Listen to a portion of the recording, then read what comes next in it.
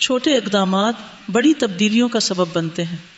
अगर आप हमारे इल्म के सफ़र में साथ चलना चाहते हैं तो वीडियो को लाइक करके हमारे चैनल अल-हुदा अकेडमी को सब्सक्राइब करें और कमेंट में लिखें मुझे अल्लाह से मोहब्बत है। आज हम शुरू करेंगे सूरत अल-बकरा की आयत नंबर 267 से। या अय्युहल्लज़ीना आमनू अन्फ़िक़ू मिन तय्यिबाति मा कसबतुम व मिम्मा अख़रजना लकुम मिनल अर्ज़ वला तयम्ममुल ख़बीथ मिन्हु तुन्फ़िक़ून वलस्तुम बिआख़िज़ीहि इल्ला अन तुग़मिज़ू फ़ीहि वअलमू अन्नल्लाह ग़निय्युन हमीद। الشيطان يعدكم الفقر ويأمركم بالفحشاء والله يعدكم مغفرة منه وفضلا والله واسع عليم يؤتي الحكمة من يشاء ومن يؤت الحكمة فقد أوتي خيرا كثيرا وما يذكر إلا أولو الألباب وما أنفقتم من نفقة أو نذرتم من نذر فإن الله يعلمه وما للظالمين من أنصار إن تبدوا الصدقات فنعما هي وإن تخفوها وتؤتوها الفقراء فهو خير لكم ويكفر عنكم من سيئاتكم والله بما تعملون خبير ليس عليك هداهم ولكن الله يهدي من يشاء وما تنفقوا من خير فلأنفسكم وما تنفقون إلا ابتغاء وجه الله وما تنفقوا من خير يوفى إليكم وأنتم لا تظلمون للفقراء الذين أحصروا في سبيل الله لا يستطيعون ضربا في الأرض يحسبهم الجاهل أغنياء من التعفف تعرفهم بسيماهم لا يسألون الناس إلحافا وما تنفقوا من خير فإن الله به عليم। ऐ लोगो जो ईमान लाए हो, ऐ लोगो जो ईमान लाए हो, उन पाकीज़ा चीजों में से खर्च करो जो तुमने कमाई है और उनमें से भी जो हमने तुम्हारे लिए जमीन से निकाली है, और जो तुम खर्च करते हो उसमें से खराब चीज देने का इरादा न करो जबकि तुम खुद उसको लेने वाले नहीं, मगर ये कि तुम इस बारे में चश्मपोशी कर जाओ और जान लो कि बेशक अल्लाह बहुत बेनियाज बहुत तारीफ वाला है। ईमान वालों को हिदायत दी जा रही है कि अल्लाह के रास्ते में उम्दा, तय्यब और हलाल चीज का सदका करें, और ये कबूलियत सदका के लिए एक शर्त भी है। अगर कोई शख्स रद्दी चीज अल्लाह के रास्ते में देगा تو وہ اللہ کے ہاں قبول نہ ہوگی۔ کیا کوئی ردی بیکار گھٹیا چیز آپ کسی انسان کو دیں تو وہ اسے ایکسپٹ کرے گا؟ فقیر سے فقیر انسان بھی اس کو واپس دے مارے گا۔ تو اللہ کی تو شان ہی بڑی بلند ہے۔ جو سودا انسان اللہ کے ساتھ کر رہا ہو اور جو چیز اللہ کے لیے دے رہا ہو وہ تو نہایت عمدہ ہونی چاہیے۔ تو یہاں پر خاص طور پر طیب کا ذکر کیا گیا ہے، جو عمدہ مال کے لیے بھی آتا ہے اور اس مال کے لیے بھی جو حلال طریقے سے کمایا گیا ہو، یعنی بہت نفیس چیز نہیں لیکن سورس آف انکم حلال ہے۔ تو اللہ کے ادب میں سے ہے کہ بہترین اور پاکیزہ مال اس کے راستے میں خرچ کیا جائے۔ انسانی کمائی کے 4 بڑے ذرائع ہیں: زراعت، صنعت، تجارت اور ملازمت۔ کمائی ان میں سے جس بھی طریقے سے ہو، لیکن شرط یہ ہے کہ وہ حلال ہو، طیب ہو، عمدہ ہو، اور اگر وہ نصاب کو پہنچ جائے تو پھر اس پر زکوٰۃ بھی ادا کی جائے، تب وہ کمائی پاک ہوگی۔ اللہ سبحانہ تعالیٰ کو ہمارے مال کی ضرورت نہیں، ہمارے صدقات کی ضرورت نہیں، وہ تو انسانوں کو فائدہ دیتے ہیں۔ لیکن یہ احکامات کیوں دیے گئے؟ کیونکہ یہ احکامات انسانوں کے فائدے میں ہیں۔ جب آپ ایک اچھا کام کرتے ہیں، کوئی اچھی چیز کسی کو دیتے ہیں، تو اس سے آپ کے دل کی حالت کچھ اور ہوتی ہے، لیکن اگر آپ کوئی گھٹیا چیز کسی کو دیتے ہیں تو اس کے اثرات آپ کے اپنے دل پر بھی ہوتے ہیں، اور خاص طور پر اگر وہ شخص جواب میں آپ کے ساتھ وہی سلوک کرے تو پھر اس لین دین میں کوئی برکت نہیں ہوتی، کوئی خوشی نہیں ہوتی، کوئی سکون نہیں ہوتا، مقصد پورا نہیں ہوتا، نہ دنیا کے اعتبار سے اور نہ آخرت کے اعتبار سے۔ پھر فرمایا شیطان تمہیں مفلسی سے ڈراتا ہے اور بے حیائی کا حکم دیتا ہے، اور اللہ تم سے اپنی بخشش اور فضل کا وعدہ کرتا ہے، اور اللہ وسعت والا، خوب جاننے والا ہے۔ عموماً انسان اچھی چیز کیوں نہیں دیتا؟ کیونکہ شیطان انسان کو اس بات سے ڈراتا ہے کہ اگر تم اچھی چیز دوسرے کو دے دو گے تو پھر تمہارا کیا بنے گا۔ تو یاد رکھیے، صدقہ کرتے وقت برے خیال آنا شیطانی وسوسے ہوتے ہیں، ان سے بچنے کی ضرورت ہے۔ تو انسان شیطان کی بات نہ مانے بلکہ اللہ سبحانہ تعالیٰ کے حکم پر چلے، اور اگر کسی کو ایسا خیال آئے بھی کہ میں غریب ہو جاؤں گا کسی کو دے کر، تو اسے یاد رکھنا چاہیے کہ چاہے میرے مال میں کچھ کمی ہو بھی رہی ہے، لیکن میرے مال میں جو باقی ہے میرے پاس، اس میں برکت بھی ہو جائے گی، اس میں ترقی ہوگی، میرے گناہ معاف ہو جائیں گے۔ اور دوسری کس چیز کا حکم دیتا ہے شیطان؟ فحشاء کا۔ تو ہر وہ قول اور فعل، ہر وہ بات اور کام جس میں بڑی قباحت ہو وہ فحش ہوتا ہے، جیسے زنا وغیرہ، عمل قوم لوط وغیرہ، یا اسی طرح کھلی برائیاں یا اجتماعی برائیاں۔ تو شیطان ہمیشہ انسان کو بے حیائی کے کاموں میں خرچ کرنے کی ترغیب دیتا ہے۔ اللہ سبحانہ تعالیٰ نے قرآن میں صرف ایک جگہ فرمایا ہے کہ شیطان فقر سے ڈراتا ہے، جبکہ باقی جگہ رزق مقرر ہونے کی بات ہے، یعنی اس نے اپنی مخلوق کے لیے رزق کی ضمانت دی ہے، جبکہ شیطان رزق جانے کی اور فقر کی بات کرتا ہے۔ تو صدقہ کرنے والے کے لیے اللہ کا وعدہ ہے کہ صدقہ خیرات تمہارے گناہوں کا کفارہ بھی ہوگا، اس پر تمہیں کئی گنا اجر زیادہ ملے گا، تمہارے مال میں برکت ہوگی، تمہارے دل میں سکون اور راحت آئے گی، تمہاری وحشت دور ہوگی۔ لہذا انسان کبھی بھی فقر کے خوف سے صدقہ کرنا نہ چھوڑے، اور خرچ کرنے کے باوجود اللہ تعالی کی طرف سے دی ہوئی وسعت پر یقین رکھے، کیونکہ واللہ واسع علیم، اللہ بڑی وسعت والا ہے، خوب جانتا ہے۔ وہ جس کو چاہتا ہے حکمت عطا کرتا ہے، اور جس کو حکمت عطا کی گئی تو یقیناً اسے بہت زیادہ خیر سے نوازا گیا، اور نصیحت تو وہی قبول کرتے ہیں جو عقل والے ہیں۔ یعنی جس انسان کے اندر حکمت ہوتی ہے اس کے پھر معاملات بھی بڑے اچھے ہوتے ہیں، اس کا لین دین بھی حکمت پر مبنی ہوتا ہے، اس کا صدقہ خیرات بھی بڑا عمدہ ہوتا ہے۔ حکمت کیا ہے؟ حکمت ہے معاملہ فہمی، بصیرت، دین کا صحیح فہم۔ کوئی بھی بات کتنی بھی اچھی ہو، کتنی بھی سچی ہو، لیکن انسان پر وہ اس وقت عیاں ہوتی ہے، اس وقت کھلتی ہے، اس وقت اس کو سمجھ آتی ہے جب وہ کھلے ذہن سے اس کو دیکھتا ہے، کھلے ذہن سے اس کو ایکسپٹ کرتا ہے۔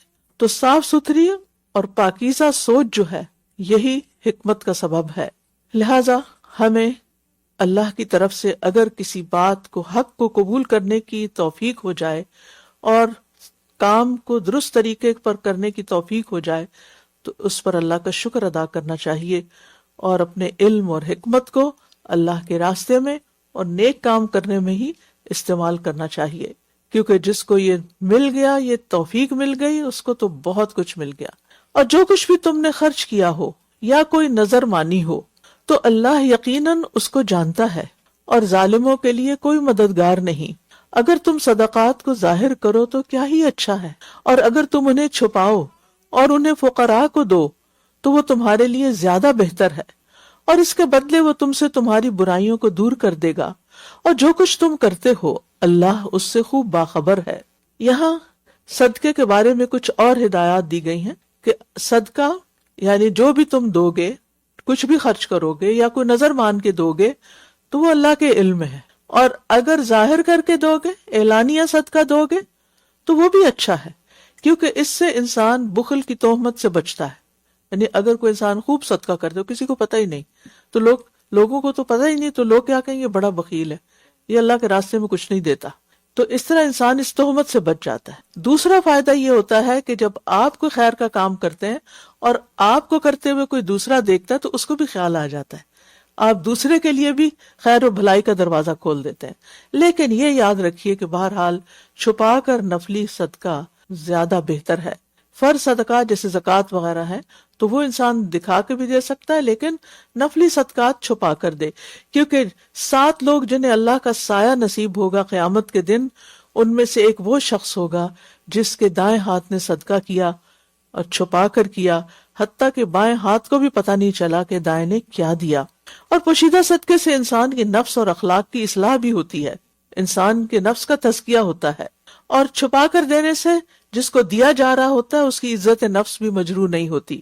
اور یہ بھی یاد رکھیے کہ صدقہ گناہوں کا کفارہ کرتا ہے، لیکن کچھ گناہ بہرحال ایسے ہوتے ہیں کہ جو صرف صدقے سے نہیں دھلتے، اس کے لیے توبہ کرنا ضروری ہے۔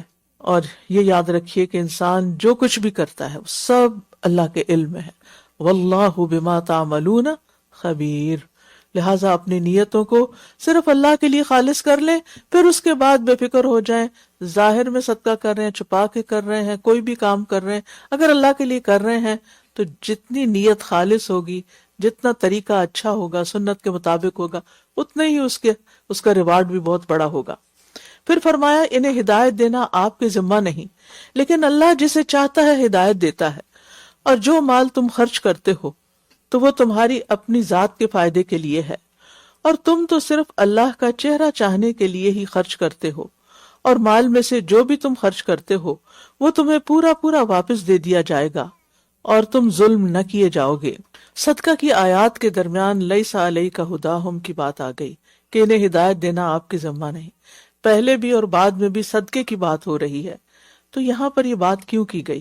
تو مطلب یہ ہے کہ اگر رشتہ دار یا ضرورت مند مسلم نہیں، یا بڑا نیک نہیں، یا کچھ غلط کام بھی کرتا ہے، تو بھی اس پہ صدقہ کر سکتے ہو۔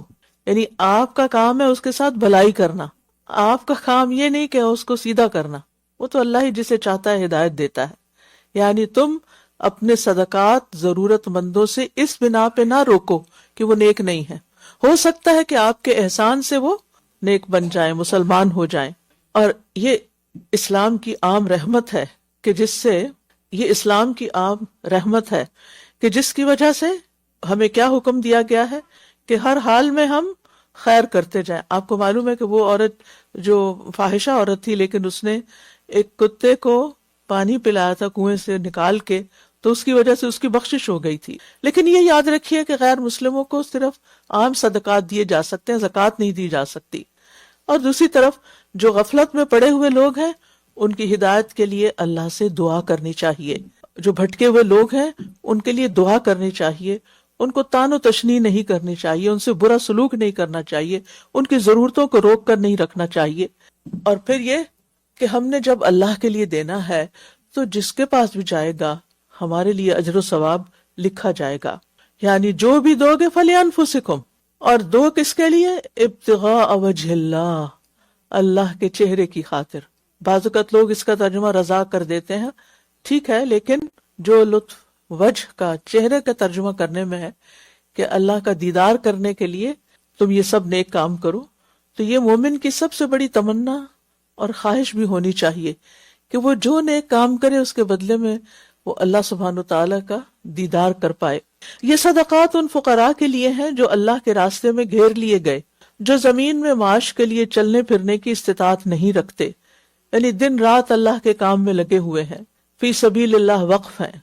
नावाकिफ हाल इनके सवाल न करने की वजह से इन्हें मालदार समझता है। आप उन्हें उनके चेहरे की अलामत से पहचान लेंगे, यानी उनकी जरूरियात को। वो लोगों से लिपट कर सवाल नहीं करते, यानी पीछे नहीं पड़ते। और माल में से जो भी तुम खर्च करते हो, यकीनन अल्लाह उसको खूब जानने वाला है, यकीनन अल्लाह उसको खूब जानने वाला है। तो इससे पता चलता है कि सदकात के खास मुस्तहिक अल्लाह की राह में निकले हुए मुजाहिद और दीन के तालिब इल्म हो सकते हैं, जिन्होंने अपनी जिंदगियों को अल्लाह के दीन के लिए वक्फ किया हुआ है, रोक कर रखा हुआ है, और फिर वो लोगों से पीछे पड़ पड़ के भी नहीं मांगते। और वैसे भी सवाल करना हमारे दीन में पसंदीदा नहीं और बिला जरूरत मांगने वाले के लिए तो क़यामत के दिन सख्त वईद है कि वो इस हाल में आएगा कि उसके चेहरे पर स्किन भी नहीं होगी, उसकी एक बोटी भी नहीं होगी। और ये याद रखिए कि फ़इन्नल्लाह बिही अलीम, के इंसान का कोई भी अमल अल्लाह से ओझल नहीं, छुपा हुआ नहीं। नेक्स्ट। الذين ينفقون أموالهم بالليل والنهار سرا وعلانية فلهم أجرهم عند ربهم ولا خوف عليهم ولا هم يحزنون.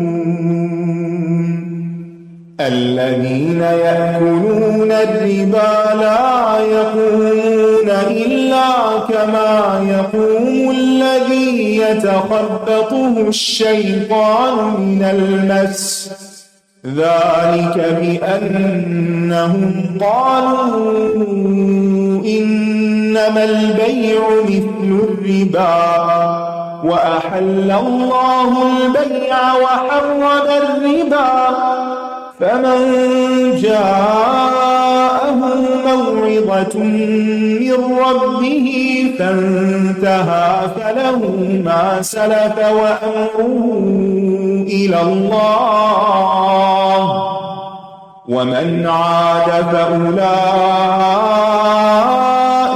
أصحاب النار هم فيها خالدون.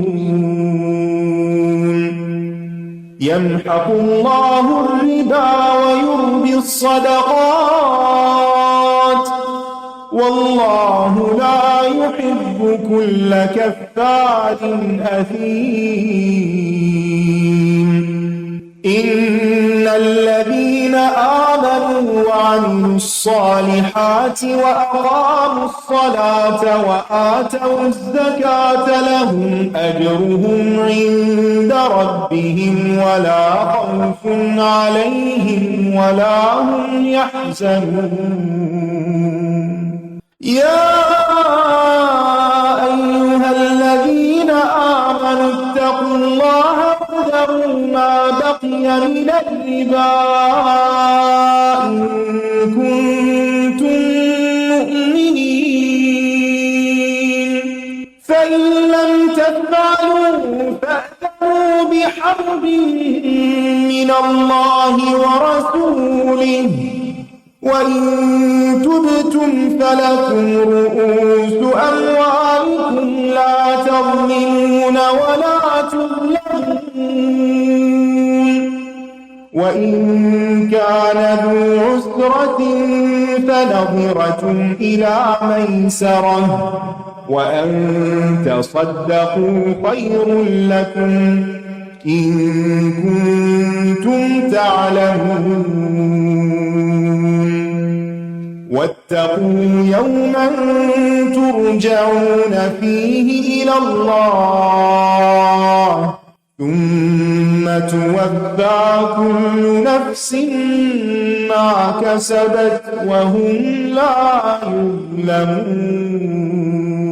يظلمون. वो लोग जो अपने माल रात और दिन छुपे और खुले खर्च करते हैं, तो उनके लिए उनका अजर उनके रब के पास है, इसका बदला उन्हें उनका रब ही देगा।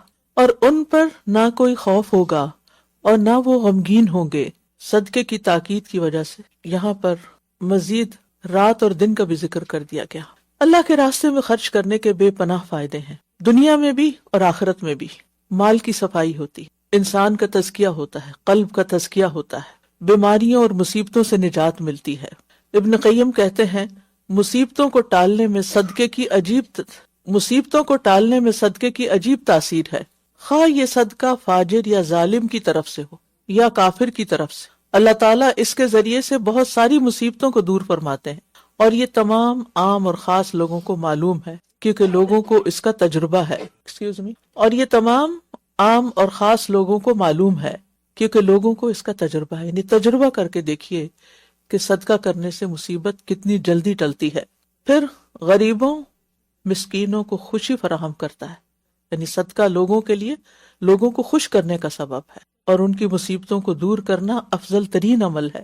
صدقے سے رزق میں برکت اور مال میں وسعت ہوتی ہے، یہ تو دنیا کے فائدے تھے، اور آخرت میں صدقہ دینے والے کے لیے قبر کی گرمی سے ڈھال بن جائے گا، قیامت کے دن سایہ بن جائے گا۔ رسول اللہ صلی اللہ علیہ وسلم نے فرمایا یقیناً صدقہ کرنے والوں کی قبروں سے حرارت کو بجھا دیتا ہے، یعنی قبروں کی گرمی صدقے سے ختم ہو جاتی ہے۔ اور پھر قیامت کے دن بھی سورج سوا نیزے تک آ جائے گا اور شدید گرمی ہوگی تو انسان کے لیے اور کوئی سایہ نہیں ہوگا سوائے اس کے اپنے صدقے کے۔ پھر گناہوں کی بخشش ہوگی، فرمایا صدقہ گناہوں کو اس طرح مٹاتا ہے جیسے پانی آگ کو مٹاتا ہے۔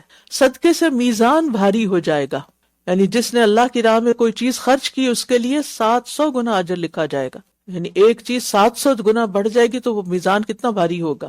عرش کا سایہ ملے گا، جس دن اللہ کے سائے کے سوا جس دن اللہ کے سائے کے سوا اللہ کے عرش کے سائے کے سوا کوئی سایہ نہ ہوگا، اور خاص طور پر اگر چھپا کے صدقہ کرتے ہیں۔ اور 5ویں نمبر پر جنت میں درجات کی بلندی نصیب ہوگی۔ وَسَارِعُوا إِلَىٰ مَغْفِرَةٍ مِّن رَّبِّكُمْ وَجَنَّةٍ عَرْضُهَا السَّمَاوَاتُ وَالْأَرْضُ أُعِدَّتْ لِلْمُتَّقِينَ الَّذِينَ يُنفِقُونَ فِي السَّرَّاءِ وَالضَّرَّاءِ۔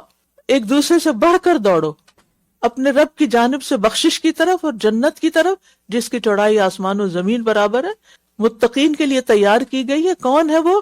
جو خوشی اور تکلیف میں خرچ کرتے ہیں، دیتے ہیں، دینے والے ہیں۔ اس کے برعکس، صدقے کے برعکس، وہ لوگ جو سود کھاتے ہیں، فرمایا وہ لوگ جو سود کھاتے ہیں وہ قیامت کے دن کھڑے نہ ہو سکیں گے مگر جیسے وہ شخص کھڑا ہوتا ہے جسے شیطان نے چھو کر خپتی بنا دیا ہو۔ یہ اس وجہ سے ہے کہ وہ کہتے ہیں کہ بے شک تجارت بھی سود ہی کی طرح ہے، حالانکہ تجارت کو اللہ نے حلال کیا ہے اور سود کو حرام کیا ہے۔ صدقے سے دوسروں کی ضروریات پوری ہوتی جبکہ سود سے دوسروں کی ضروریات سے فائدہ اٹھایا جاتا ہے۔ تو جس کے پاس اس کے رب کی طرف سے کوئی نصیحت آ جائے اور وہ باز آ جائے تو جو پہلے ہو چکا ہے وہ اسی کا ہے، اور اس کا معاملہ اللہ کے سپرد ہے، اللہ چاہے تو معاف کرے، نہ چاہے تو نہیں۔ اور جو کوئی سود کی طرف دوبارہ لوٹ آئے تو یہی لوگ آگ کے ساتھی ہیں، یہ اس میں ہمیشہ رہنے والے ہیں۔ اللہ سود کو مٹاتا ہے اور صدقات کو بڑھاتا ہے، اور اللہ کسی بھی ناشکرے سخت گناہگار کو پسند نہیں کرتا۔ تو بات یہ ہے کہ جب صدقے کی تاکید فرمائی تو قرض دینا تو اور بھی زیادہ ثواب کا باعث ہے، یعنی اگر صدقہ 10 گنا اجر لاتا ہے، ایک تو سود جو قرض دینا ہے اس کے 18 گنا شاید آتا ہے حدیث میں، یعنی کئی گنا زیادہ ہو جاتا ہے اس کا اجر و ثواب۔ ہر روز اتنا مال آپ کے لیے صدقہ لکھا جاتا ہے جتنی دیر آپ کا مال کسی اور کے پاس بطور قرض رہتا ہے۔ لیکن اگر کوئی قرض دے کر اس پر سود لے رہا ہے تو اپنے آپ کو ہلاکت میں ڈال رہا ہے۔ ذاتی ضرورت ہو یا کاروباری ضرورت، کسی بھی طور پر سود لینا جائز نہیں۔ سود اور تجارت میں فرق ہے، کیونکہ بعض لوگ کہتے ہیں یہ بھی تو بزنس ہے۔ اللہ سبحانہ تعالیٰ نے تجارت کو حلال قرار دیا ہے اور سود کو حرام قرار دیا، تو برابر کیسے ہو سکتے ہیں؟ تجارت میں نفع بھی ہوتا ہے اور نقصان بھی، جبکہ سود لینے والا اپنی رقم بڑھا چڑھا کے وصول کرتا ہے۔ اسی لیے یمحق اللہ الربا ویربی الصدقات، اللہ ربا کو مٹاتا ہے اور صدقات کو بڑھاتا ہے۔ اور یہ بھی یاد رکھیے کہ بعض نافرمانیاں اللہ کے بغض اور نفرت کا سبب بنتی، اسی لیے یہاں فرمایا واللہ لا یحب کل کفار اثیم، ناشکرے گناہگار کو اللہ پسند نہیں کرتا۔ تو یاد رکھیے مالدار ہو کر محتاج کی مدد نہ کرنا، اس کو قرض نہ دینا، یہ نعمت کی سخت ناشکری ہے۔ پھر فرمایا بے شک جو لوگ ایمان لائے اور انہوں نے نیک اعمال کیے اور نماز قائم کی اور زکوٰۃ ادا کی، ان کے لیے ان کا اجر ان کے رب کے پاس ہے، اور ان پر نہ کوئی خوف ہوگا اور نہ ہی وہ غمگین ہوں گے۔ تو خوف اور غم سے نکلنے کا نسخہ ہے یہ کہ انسان نماز بھی قائم کرے دیگر نیک اعمال کے ساتھ ساتھ، اور زکوٰۃ بھی ادا کرے۔ پیچھے عام صدقات کی بات ہو رہی ہے جس میں زکوٰۃ بھی انکلوڈیڈ ہے، یہاں الگ طور پر خاص طور پر زکوٰۃ کی بات ہو رہی ہے، کیونکہ ایمان عمل صالح کو جنم دیتا ہے، اور عمل صالح میں ٹاپ پر نماز اور زکوٰۃ ہے۔ اور پھر جب انسان ایمان اور عمل صالح کے ساتھ نماز اور زکوٰۃ کے ساتھ مدد لیتا ہے اور ایمان مزید مضبوط ہوتا ہے، تو پھر انسان حرام چیزوں سے زیادہ آسانی سے بچ سکتا ہے۔ جب انسان کا ایمان کمزور ہوتا ہے تو پھر وہ حلال حرام کی پرواہ نہیں کرتا۔ اے لوگو جو ایمان لائے ہو، اللہ سے ڈرو، اور سود میں سے جو لوگوں کے ذمہ باقی رہ گیا ہو اسے چھوڑ دو، مت لو ان سے، اگر تم واقعی مومن ہو۔ پھر اگر تم ایسا نہیں کرتے تو جان لو کہ تمہارے لیے اللہ اور اس کے رسول کی طرف سے اعلان جنگ ہے، اللہ اور اس کے رسول کی طرف سے اعلان جنگ ہے۔ اور اگر تم توبہ کر لو تو تمہارے اصل مال تمہارے لیے ہیں، یعنی جو قرض دیا ہوا وہ واپس لے سکتے ہو، نہ تم ظلم کرو گے اور نہ تم پر ظلم کیا جائے گا۔ اور اگر وہ مقروض تنگ دست ہو تو آسانی تک مہلت دینا ہوگی، اور اگر تم اصل قرضہ صدقہ کر دو تو وہ تمہارے لیے بہتر ہے اگر تم جانتے ہو، یعنی قرض کو معاف کر دینا یہ بہترین صدقہ ہے۔ نبی صلی اللہ علیہ وسلم نے فرمایا جس نے اپنے قرض دار کو مہلت دی یا قرض معاف کر دیا تو اللہ تعالیٰ اسے قیامت کے دن اپنا سایہ عطا فرمائے گا۔ لہٰذا ہم سب کو ایسے احکامات پر عمل کرنا چاہیے جو قیامت کے دن ہماری پروٹیکشن کا باعث ہوں۔ پھر فرمایا اور اس دن سے ڈرو جس میں تم سب اللہ کی طرف لوٹائے جاؤ گے، پھر ہر شخص کو اس کی کمائی کے مطابق پورا پورا بدلہ دے دیا جائے گا اور وہ ظلم نہ کیے جائیں گے، یعنی جو یہاں کرو گے اس کا ٹھیک ٹھیک بدلہ ملے گا، پورا پورا ملے گا، اور کسی پر ظلم نہیں ہوگا، زیادتی نہیں ہوگی۔ نیکسٹ يا أيها الذين آمنوا إذا تداينتم بدين إلى أجل مسمى فاكتبوه وليكتب بينكم كاتب بالعدل ولا يأب كاتب أن يكتب كما علمه الله فليكتب وليملل الذي عليه الحق وليتق الله ربه ولا يبخس منه شيئا فإن كان الذي عليه الحق سفيها أو ضعيفا أو لا يستطيع أن يمل هو فليملل وليه بالعدل واستشهدوا شهيدين من رجالكم فإن لم يكونا رجلين فرجل وامرأتان ممن ترضون من الشهداء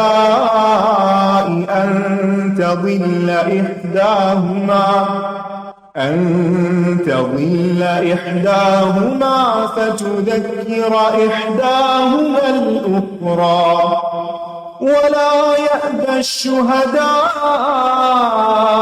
إذا ما دعوا ولا تسأموا أن تكتبوه صغيرا أو كبيرا إلى أجله ذلكم أقسط عند الله وأقوم للشهادة وأدنى ألا ترتابوا إلا أن تكون تجارة حاضرة تديرونها بينكم فليس عليكم جناح ألا تكتبوها وأشهدوا إذا تبايعتم ولا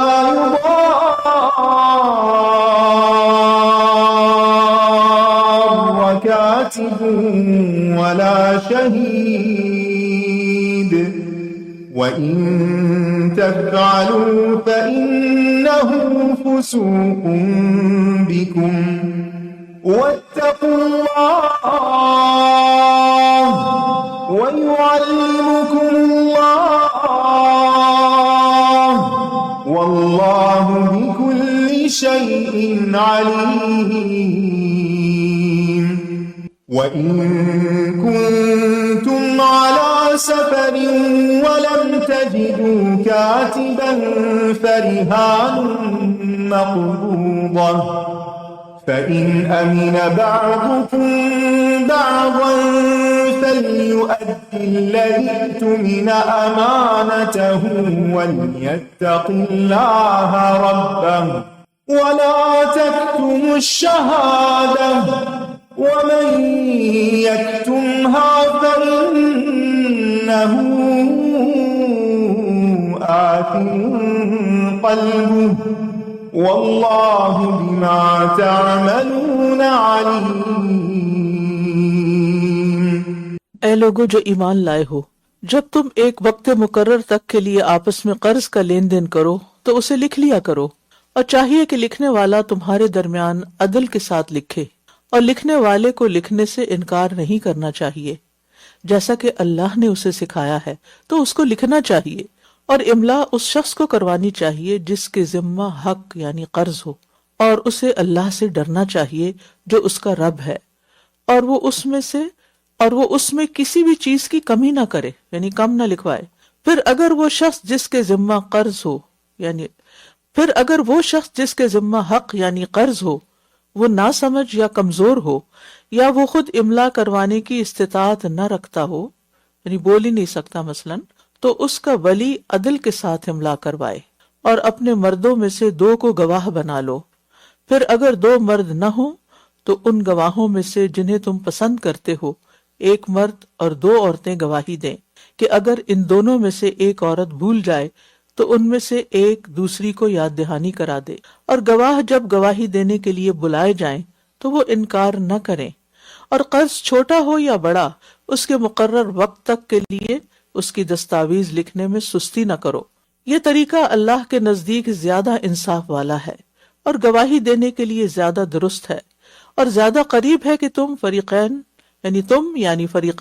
شک میں نہ پڑو، مگر یہ کہ نقد تجارت ہو جس کا تم آپس میں لین دین کرتے ہو، تو تم پر کچھ گناہ نہیں کہ تم اس کو نہ لکھو۔ اور جب تم باہم خرید و فروخت کرو تو گواہ مقرر کر لیا کرو، اور دستاویز لکھنے والے اور گواہی دینے والے کو نقصان نہ دیا جائے، اور اگر تم ایسا کرو گے تو یقیناً یہ تمہاری سخت نافرمانی ہوگی، اور اللہ سے ڈرو، اور اللہ تمہیں سکھاتا ہے، اور اللہ ہر چیز کو خوب جاننے والا ہے۔ اور اگر تم سفر میں ہو اور قرض لینا چاہو اور تمہیں کوئی دستاویز لکھنے والا نہ ملے تو کوئی چیز بطور رہن قرض دینے والے کو قبضے میں دے دی جائے۔ پھر اگر تم میں سے ایک دوسرے پر اعتبار کرے اور بغیر رہن رکھے قرض دے دے تو وہ مقروض جو امین بنایا گیا ہو وہ قرض دینے والے کو اس کی امانت قرض ادا کر دے، اور اسے اللہ سے ڈرنا چاہیے جو اس کا رب ہے۔ اور تم گواہی کو مت چھپاؤ، اور جو کوئی اسے چھپائے گا تو یقیناً اس کا دل گناہ گار ہے، اور جو کچھ تم کرتے ہو اللہ اس کو خوب جانتا ہے، اللہ اس کو خوب جاننے والا ہے۔ قرض کے لین دین کے لیے 3 اہم اصول بتائے گئے ہیں۔ ایک یہ کہ اسے لکھ لینا چاہیے، دوسرے یہ کہ مدت مقرر کرنی چاہیے، تیسرے یہ کہ اس پر گواہ بنا لینا چاہیے، لیکن یہ حکم واجب نہیں، مستحب ہے۔ یہ بہت اہم بات ہے کہ قرض کو لکھ لیا جائے۔ اپنے حقوق کی حفاظت کرنا بھی اللہ کی شریعت کا حصہ ہے، کیونکہ جب لکھے پڑھے بغیر یعنی لکھت پڑھت کے بغیر یہ معاملے کیے جاتے ہیں، اور پھر انسان تو یعنی کہ انسان کے ساتھ نسیان ہے، خطا کا پتلا ہے، چیزیں بھول جاتی ہیں، حافظے سے نکل جاتی ہیں، حالات میں تبدیلی ہو جاتی ہے، تو ایسی صورت میں پھر بعض اوقات تعلقات خراب ہوتے ہیں، بدگمانیاں پیدا ہوتی ہیں، لڑائی جھگڑے پیدا ہو جاتے ہیں۔ تو اس لیے نہایت عقل مندی کی بات یہ ہے کہ انسان ایسے معاملات کو سوچ سمجھ کے کرے، کیونکہ اس وقت ہم جذبات میں کہہ دیتے ہیں تو گھر کی بات ہے، آپس کا معاملہ ہے، کوئی نہیں، جب چاہے دے دینا، لیکن پھر جب دوسرا چاہتا ہی نہیں دینا تو پھر اس کے بعد تو بڑی مشکل کھڑی ہو جاتی ہے، رشتہ داریاں ختم ہو جاتی ہیں، انسان بڑے بڑے گناہوں میں پڑ جاتا ہے۔ اور پھر یہ کہ انسان اللہ تعالیٰ کے احکامات کو جتنا سمجھے اور پھر لین دین کے معاملات میں ان احکامات کی پابندی کرے تو اس میں انسانوں ہی کا بھلا ہے، اور دنیا میں انسان بہت سے فتنوں سے بچ جاتا ہے۔ یہاں ایک اور بڑی اہم بات بتائی گئی، اور وہ ہے گواہی کو چھپایا نہ جائے۔ گواہی چھپانا اتنا سنگین گناہ ہے کہ اس سے دل گناہ گار ہو جاتا ہے، یہ دل کا گناہ ہے، اور جب دل گناہ گار ہو جائے تو آپ سوچئے کہ پھر باقی نیک کام کہاں سے کرے گا۔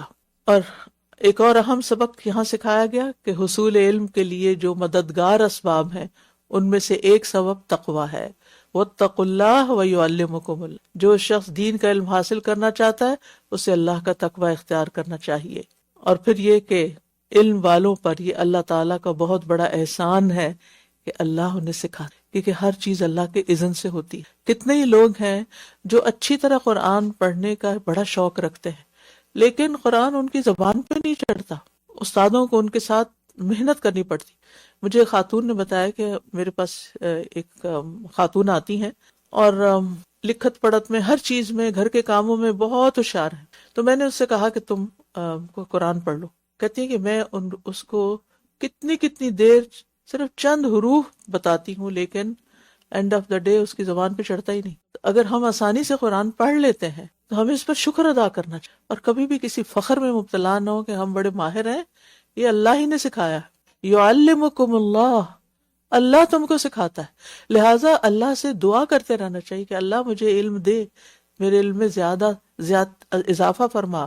اور پھر یہ ہے کہ جب اللہ تعالیٰ یہ نعمت دے تو اس کا حق کیا ہے کہ پھر اس نعمت کو سنبھال کے رکھا بھی جائے، اس کو بھلا نہ دیا جائے۔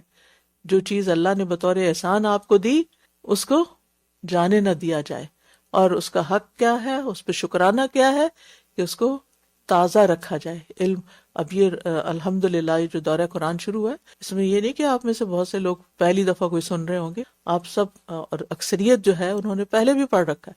میں نے الحمدللہ خود کئی دفعہ پڑھایا بھی ہے، لیکن قرآن ایک ایسی کہ ہر دفعہ لگتا ہے کہ بالکل نئی چیز، اور اس کو تازہ رکھنے کی ضرورت ہوتی ہے، اس کو پختہ کرنے کی ضرورت ہوتی، اور اس کے لیے ایک ہی طریقہ ہے کہ بار بار پڑھتے رہو اور سنجیدگی کے ساتھ پڑھو، دہرائی کرو۔ اور شکر کا تقاضا یہ بھی ہے کہ اپنے علم کو آگے پھیلایا جائے، دوسروں کو بھی سکھایا جائے، دوسروں کو یہاں آنے کی دعوت بھی دی جائے، اور اس کے ساتھ یہ کہ اس کے جو لنکس ہیں وہ دوسروں کے ساتھ بھی شیئر کیے جائیں، جو خواتین کسی بھی مجبوری سے گھر سے نہیں نکل سکتے، کچھ بزرگ ہیں جو گھر سے نہیں نکل سکتے موسم کی شدت کی وجہ سے یا کسی بھی مجبوری سے، تو ان تک یہ میسج پہنچا دیا جائے تاکہ وہ اپنے گھر کے کمفرٹ میں اس کو سنتے رہیں، تاکہ علم تازہ ہو جائے۔ کیونکہ ہم زندگی کے ہر روز میں آگے کی طرف سفر کر رہے ہیں، پیچھے نہیں جانا، واپس نہیں جانا، آگے جا رہے ہیں، اور ایک دن موت کو جا ملاقات کریں گے، اور وہ جو لکھا ہوا وقت ہے نا اس نے نہیں ٹلنا، لہٰذا ہر وقت اس کی تیاری میں بھی رہنا چاہیے، اور اس کی تیاری میں سے یہ چیز ہے کہ ہم قرآن کے ساتھ اپنا تعلق مضبوط کریں۔ نیکسٹ، للہ ما فی السماوات وما فی الارض وَإِن تُبْدُوا مَا فِي أَنفُسِكُمْ أَوْ تُخْفُوهُ يُحَاسِبْكُم بِهِ اللَّهُ فَيَغْفِرُ لِمَن يَشَاءُ وَيُعَذِّبُ مَن يَشَاءُ واللہ علی کل شیء قدیر۔ آمن الرسول بما انزل الیہ من ربہ والمؤمنون کل آمن باللہ وملائکته وكتبه ورسله لا نفرق بين أحد من رسله وقالوا سمعنا وأطعنا غفرانك ربنا وإليك المصير لا يكلف الله نفسا إلا وسعها لها ما كسبت وعليها ما اكتسبت ربنا لا تؤاخذنا إن نسينا أو أخطأنا ربنا ولا تحمل علينا إصرا كما حملته على الذين من قبلنا ربنا ولا تحملنا ما لا طاقة لنا به واعف عنا واغفر لنا وارحمنا أنت مولانا فانصرنا على القوم الكافرين. اللہ ہی کا ہے جو کچھ آسمانوں میں اور زمین میں ہے، اور جو کچھ تمہارے دلوں میں ہے، خواہ تم اسے ظاہر کرو یا اسے چھپاؤ، اللہ اس پر تمہارا محاسبہ کرے گا، پھر جسے وہ چاہے گا بخش دے گا اور جسے وہ چاہے گا عذاب دے گا، اور اللہ ہر چیز پر پوری قدرت رکھنے والا ہے. اس آیت میں اللہ تعالیٰ کی 3 صفات کا ذکر ہوا ہے: ملک، علم اور قدرت. یعنی وہ ہر چیز کا مالک ہے، اونر وہ ہے. ہمارے پاس یہ سب کچھ ٹیمپریری ہے، ہمارے امتحان کے لیے ہے، ہماری ضروریات پوری کرنے کے لیے. ہم دنیا کی کسی بھی چیز کے اصل مالک نہیں ہے، یہ چیز ہمیں یاد رکھنی چاہیے. اللہ نے کچھ عرصے کے لیے یہ سب کچھ ہمیں دیا ہے اور پھر واپس اسی کی طرف چلا جائے. دوسرے یہ کہ اللہ تعالیٰ کا علم وسیع ہے، وہ صرف ظاہر کو نہیں باطن کو بھی جانتا ہے، ہمارے دلوں کے راز تک جانتا ہے. اور تیسری یہ کہ اسے پوری ہر چیز پر پوری قدرت اور کنٹرول ہے، اور خاص طور پر جسے چاہے سزا دے اور جسے چاہے معاف کر دے. سارے اختیارات اس کے پاس ہیں، لہٰذا اسی کی طرف رجوع کرنا چاہیے. یہی 3 صفات جو ہیں تفصیل کے ساتھ آیت الکرسی میں بھی آئی ہیں. اور پھر دل کے کن افعال پر محاسبہ ہوگا؟ وہ جن کا انسان پختہ ارادہ کر لیتا ہے کسی کفر کا یا برے کام کا، تو اس پر محاسبہ ہوگا. یا کسی گناہ کا، مثلاً کوئی چوری کا پکا ارادہ کر لیتا ہے یا زنا کا ارادہ کر لیتا ہے، تو اگر وہ کر نہیں بھی سکتا تو بہرحال اس برے خیال پر اس کی پکڑ ہو سکتی ہے، کیونکہ بعض اوقات انسان ارادہ کرتا ہے اور وہ پورا نہیں ہوتا، مگر اس کی نیت پوری ہوتی کہ مجھے موقع ملا تو میں غلط کام کروں گا. تو غلط سوچوں سے، غلط خیالات سے بھی پرہیز کرنا چاہیے، کیونکہ وہ اللہ کی نگاہ میں ہے. اور اللہ کی ناراضگی والی باتیں لوگوں کے سامنے نہ کرنا لیکن دل میں چھپانا، یہ عقل اور علم کے ناقص ہونے کا ثبوت کہ انسان کے پاس عقل ہی نہیں. وہ کیا سوچتا ہے اللہ کو نہیں پتا، اللہ کو تو سب پتا ہے. لہٰذا ظاہر کی صفائی سے زیادہ دلوں کی صفائی کریں، باطن کی، اور دلوں میں کوئی ایسی بات چھپا کے نہ رکھیں جو اللہ تعالیٰ کو پسند نہیں، جس سے اللہ راضی نہیں. پھر فرمایا رسول اس پر ایمان لایا جو اس کے رب کی طرف سے اس پر نازل کیا گیا، اور سارے مومن بھی، یعنی ان سب چیزوں پر ایمان رکھتے ہیں جن پر رسول ایمان رکھتے ہیں. یہ سب اللہ پر اور اس کے فرشتوں اور اس کی کتابوں پر اور اس کے رسولوں پر ایمان لائے. وہ کہتے ہیں ہم اس کے رسولوں میں سے کسی ایک کے درمیان بھی فرق نہیں کرتے، یعنی جتنے بھی اللہ نے رسول بھیجے ہیں ہم ان سب پر ایمان رکھتے ہیں. اور انہوں نے کہا ہم نے سنا اور ہم نے اطاعت کی، یعنی جو کچھ ہمیں سنایا گیا ہے ہم یہ ماننے کو تیار ہیں. اے ہمارے رب، تیری مغفرت طلب کرتے ہیں، تیری بخشش چاہیے اور تیری ہی طرف لوٹ کر جانا ہے. تو یاد رکھیے جیسے صحابہ نے کہا سمعنا و اطعنا، تو ہمارا ایمان بھی ہم سے یہی تقاضا کرتا ہے کہ ہم بھی اللہ کے ہر حکم کے آگے سر تسلیم خم کر دیں اور اس کو ماننے کے لیے تیار ہو جائیں.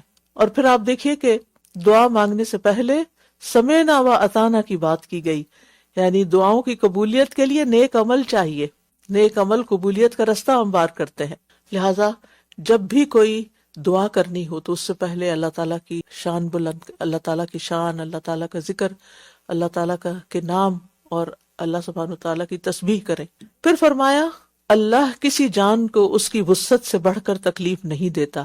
جو اس نے نیکی کمائی وہ اسی کے فائدے کے لیے ہے، اور جو اس نے برائی کمائی اسی کے ذمے اس کا نقصان ہے. اے ہمارے رب، اگر ہم بھول جائیں یا ہم خطا کر بیٹھیں تو ہمارا مواخذہ نہ کر، ہمیں نہ پکڑنا، ہماری پکڑ نہ کرنا۔ اے ہمارے رب، ہم پر ایسا بوجھ نہ ڈالنا جیسا تو نے ہم سے پہلے لوگوں پر ڈالا تھا۔ اے ہمارے رب، اور تو ہم سے وہ بوجھ نہ اٹھوا جس کو اٹھانے کی ہم طاقت نہیں رکھتے، اور ہم سے درگزر فرما اور ہمیں بخش دے اور ہم پر رحم فرما۔ تو ہی ہمارا مولا ہے، بس کافر قوم کے مقابلے میں ہماری مدد فرما۔ یہ اللہ کی بے پناہ رحمت ہے کہ اللہ نے انسان کو ایسے کام کرنے کا حکم نہیں دیا جن کے کرنے کی اس کے اندر طاقت نہ ہو، اور پھر مانگنے کی دعاؤں میں اللہ سے عفو اور عافیت اور مغفرت اور رحمت کا سوال کرنا چاہیے، کیونکہ ہم انسان ہیں، کمزور ہیں، گناہگار ہیں۔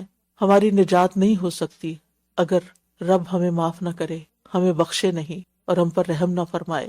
اور پھر اگر ہم چاہتے ہیں کہ ہمیں اپنے دشمنوں کے مقابلے میں فتح حاصل ہو تو اس کے لیے اللہ کو مولا بنا لے۔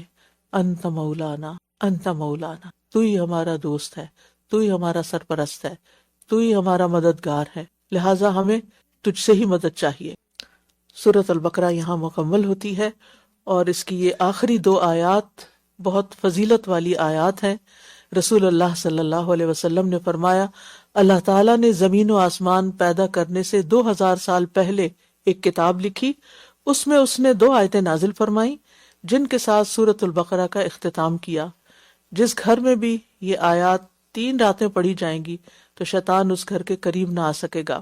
عقبہ بن عامر کہتے ہیں کہ رسول اللہ صلی اللہ علیہ وسلم نے مجھ سے فرمایا، سورۃ البقرہ کی آخری 2 آیتیں پڑھا کرو، کیونکہ یہ 2 آیتیں مجھے عرش کے نیچے سے دی گئی ہیں۔ لہٰذا یہ بڑی عظیم آیتیں ہیں، ان کو زبانی یاد کر لیجئے، خود بھی پڑھیے، اپنے بچوں کو بھی سکھائیے، اور صبح و شام ان کی تلاوت کرتے رہیے تاکہ ہم سب شیطان کے شر سے بچ کر اللہ کی حفاظت میں رہیں۔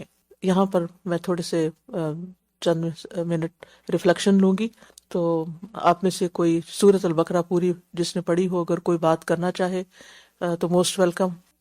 مائک رکھا ہوا ہے، جی مختصر 1 لائنر، جی جلدی بولیے۔ دنیا میں کہ اصل سورۃ البقرہ کا ڈومیننٹ میسج تو تقوی ہی ہے استاذہ جی، اور بار بار اپنے آپ کو ٹٹو خیال آ رہا ہے۔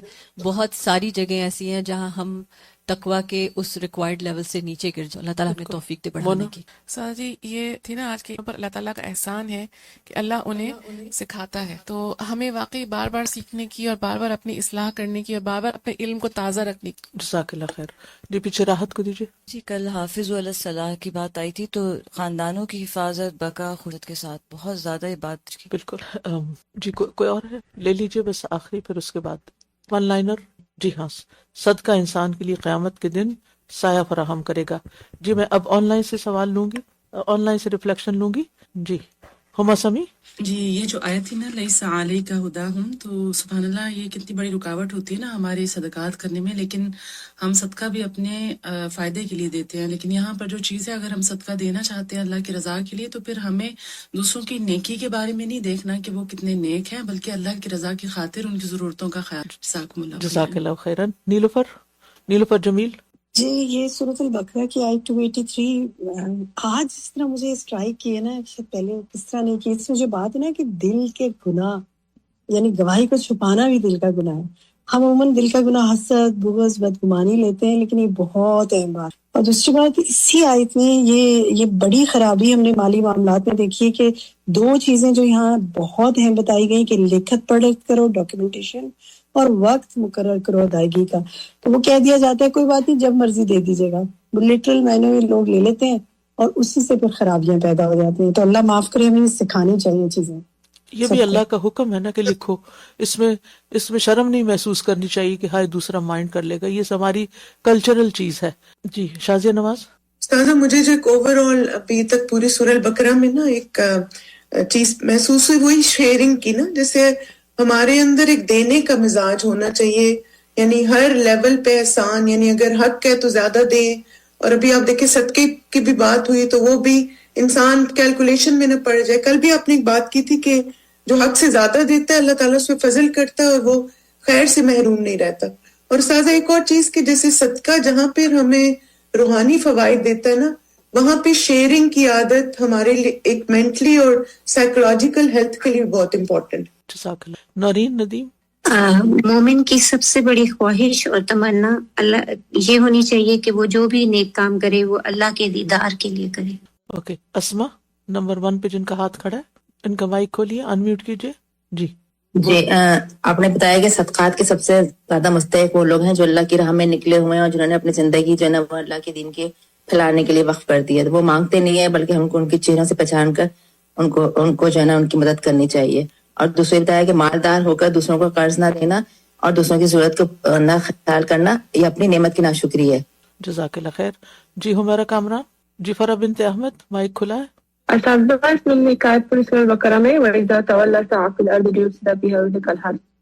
मैं सोच रही थी, बल्कि खौफ आ गया मुझे शायद से, कि जब भी हम किसी दीनी मजलिस से तवल्ला करते हैं, चले जाते हैं वहां से, या फिर हर इबादत के बाद या फिर हर नमाज के बाद, तो अगर हम फसाद की तरफ जाते हैं, किसी फसाद में मशगूल होते हैं, चाहे वो किसी तरह के भी फसाद हो, छोटी से छोटी या बड़ी सी बड़ी, तो वो हमारे अमाल को जाया कर देता है। आपने बताया कि फसाद अमाल को जाया कर देता है। हम अमल तो करते हैं, नमाज भी पढ़ ली, दौरे कुरान भी कर लिया, रोजे भी रख लिए, लेकिन अहम उसको हिफाजत करना है, जो कि ये हमसे शैतान किसी फसाद घर जाकर के हमारे अंदर डाल के जाया कर देता है। नमाज पढ़ ली, जुमा पढ़ लिया, जिक्र अज़कार सब कुछ कर लिया, और फिर जब उठे और घर वालों से मामला हुआ तो वहाँ झगड़ा फसाद शुरू कर दिया, और छोटी छोटी बातों पर लान तान शुरू कर दी, बच्चों को डांट डपट शुरू कर दी, शौहर के सामने बदतमीजी से बात की। तो जो दीन पढ़ने वाली ख़वातीन हैं उनसे ख़ास दरख्वास्त है कि वो अपने रवैयों को बदलें, अपनी अना को ख़त्म करें और अल्लाह की खातिर दूसरों को माफ़ करते हुए अपने रवैयों को दुरुस्त करें, वरना ऐसा ना हो कि हमारे ये अमल हमारे खिलाफ हुज्जत बने। अल्लाह ताला हमें अमल की तौफीक अता फरमाए, और सूरत अल-बकरा अल्लाह के फजल से जो मुकम्मल हुई है अल्लाह ताला इसकी बरकत नसीब करे। हम आगे बढ़ते हैं सूरत आल इमरान। बिस्मिल्लाहिर्रहमानिर्रहीम। अलिफ लाम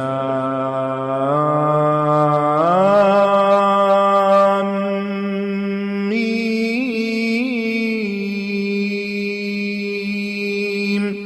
अल्लाहु ला इलाहा इल्ला हुवल हय्युल क़य्यूम।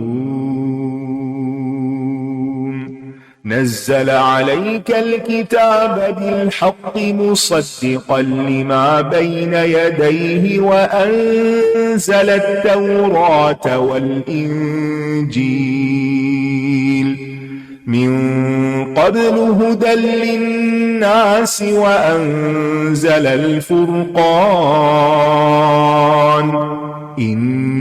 इन्नल्लज़ीन कफ़रू बिआयातिल्लाहि लहुम अज़ाबुन शदीदुन वल्लाहु अज़ीज़ुन ज़ुन्तिक़ाम। इन्नल्लाह ला यख़फ़ा अलैहि शै'उन फ़िल अर्ज़ि वला फ़िस समाअ। हुवल्लज़ी युसव्विरुकुम फ़िल अर्हाम कैफ़ यशाअ। ला इलाहा इल्ला हुवल अज़ीज़ुल हकीम। हुवल्लज़ी अंज़ल अलैकल किताब मिन्हु आयातुन मुहकमातुन हुन्ना उम्मुल किताबि व उख़रु मुतशाबिहात। فأما الذين في قلوبهم زيغ فيتبعون ما تشابه منه ابتغاء الفتنة وابتغاء تأويله وما يعلم تأويله إلا الله والراسخون في العلم يقولون آمنا به كل من عند ربنا وما يذكر إلا أولو الألباب ربنا لا تزغ قلوبنا بعد إذ هديتنا وهب لنا من لدنك رحمة إنك أنت الوهاب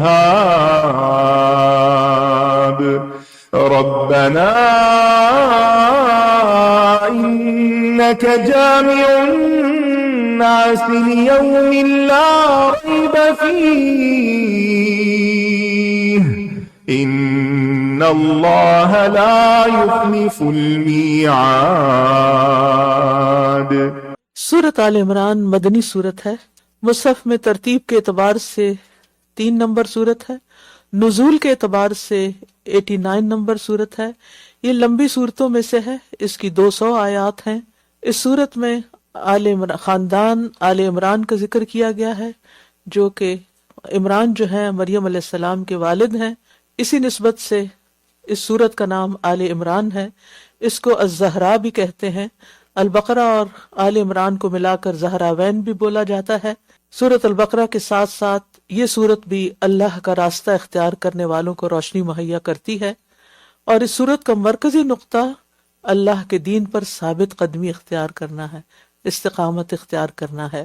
بسم اللہ الرحمن الرحیم. اللہ کے سوا، اللہ، اس کے سوا کوئی معبود نہیں. وہ ہمیشہ سے زندہ، سب کو قائم رکھنے والا ہے. اس نے آپ پر حق کے ساتھ کتاب نازل کی جو ان کی تصدیق کرنے والی ہے جو اس سے پہلے تھیں، اور اسی نے تورات اور انجیل نازل کی اس سے پہلے لوگوں کی ہدایت کے لیے، اور اسی نے فرقان یعنی قرآن نازل کیا. یقیناً جن لوگوں نے اللہ کی آیات کا انکار کیا ان کے لیے سخت عذاب ہے، اور اللہ بہت زبردست ہے، انتقام لینے والا ہے. بے شک کوئی چیز اللہ سے چھپی ہوئی نہیں، نہ زمین میں اور نہ آسمان میں.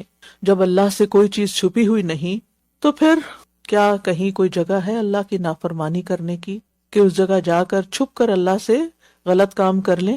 لہٰذا نیکی کرنے اور برائی سے بچنے میں اپنی ذات کی تربیت کی ضرورت ہے، کیونکہ اللہ سے کچھ بھی پوشیدہ نہیں ہے. اس کو سب معلوم ہے کہ کون کہاں کس وقت کیا کرتا ہے، اطاعت کا کام کرتا ہے یا نافرمانی کا کام کرتا ہے.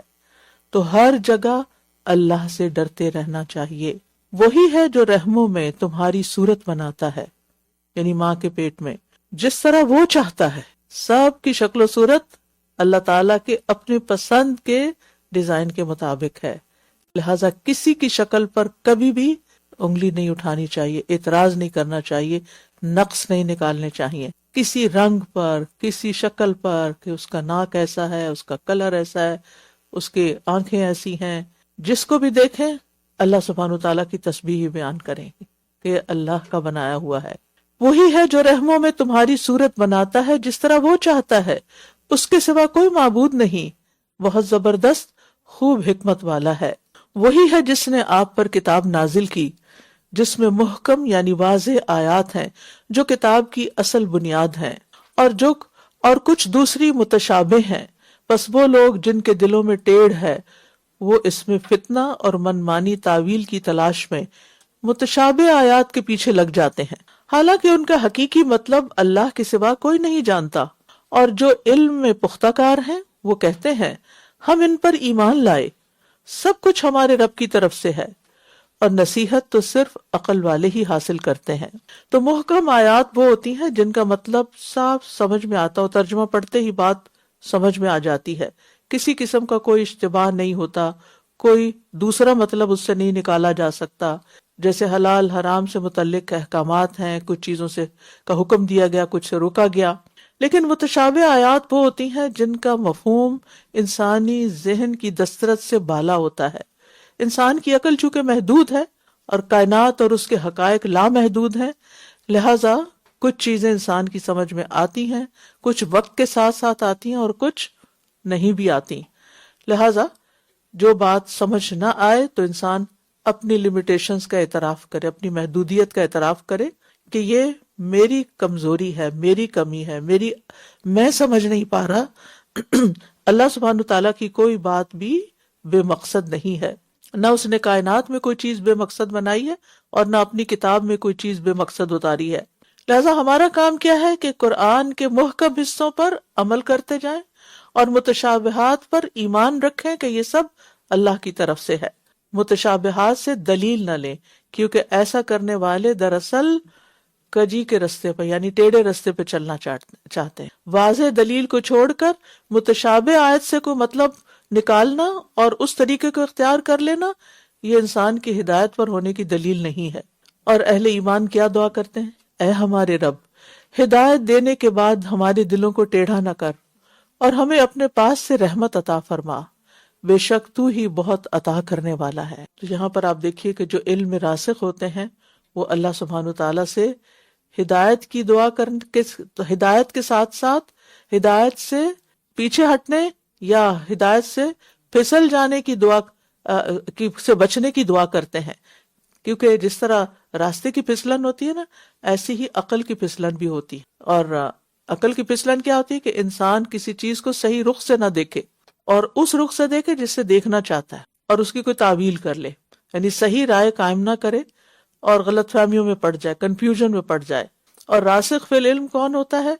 جو گمراہی سے کجراہی سے ڈرے اور اللہ سے ثابت قدمی کا سوال کرے، دعا کرے.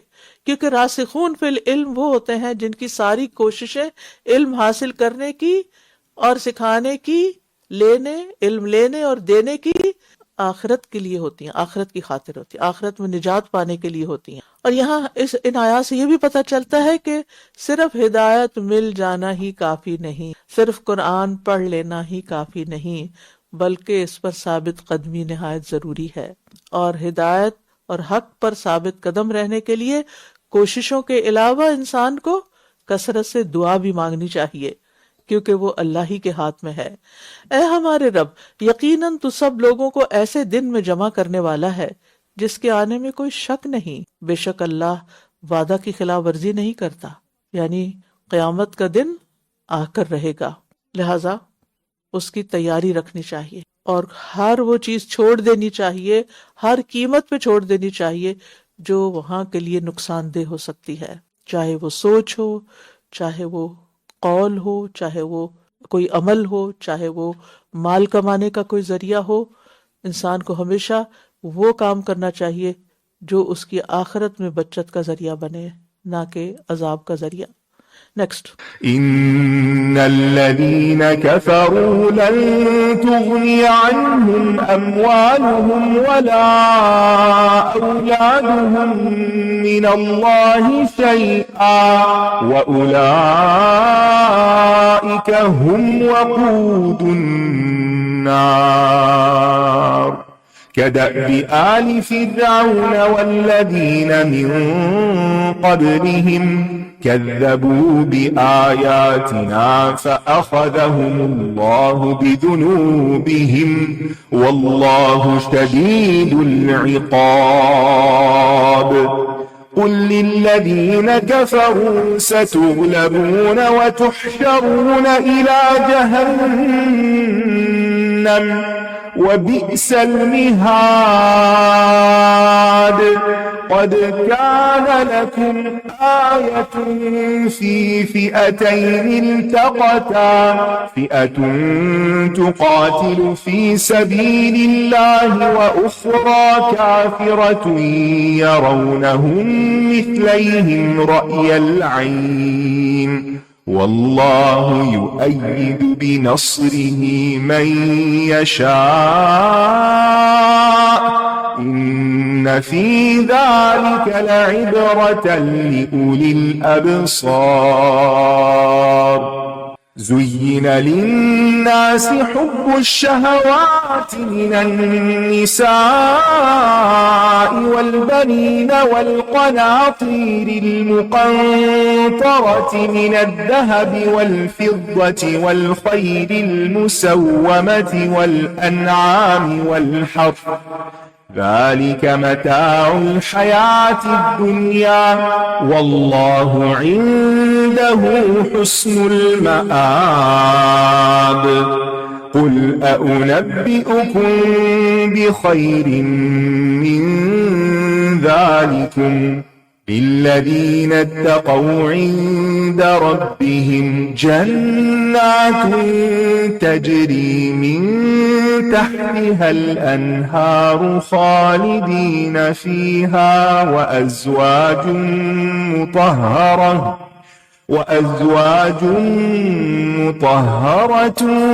ورضوان من الله والله بصير بالعباد الذين يقولون ربنا إننا آمنا فاغفر لنا ذنوبنا وقنا عذاب النار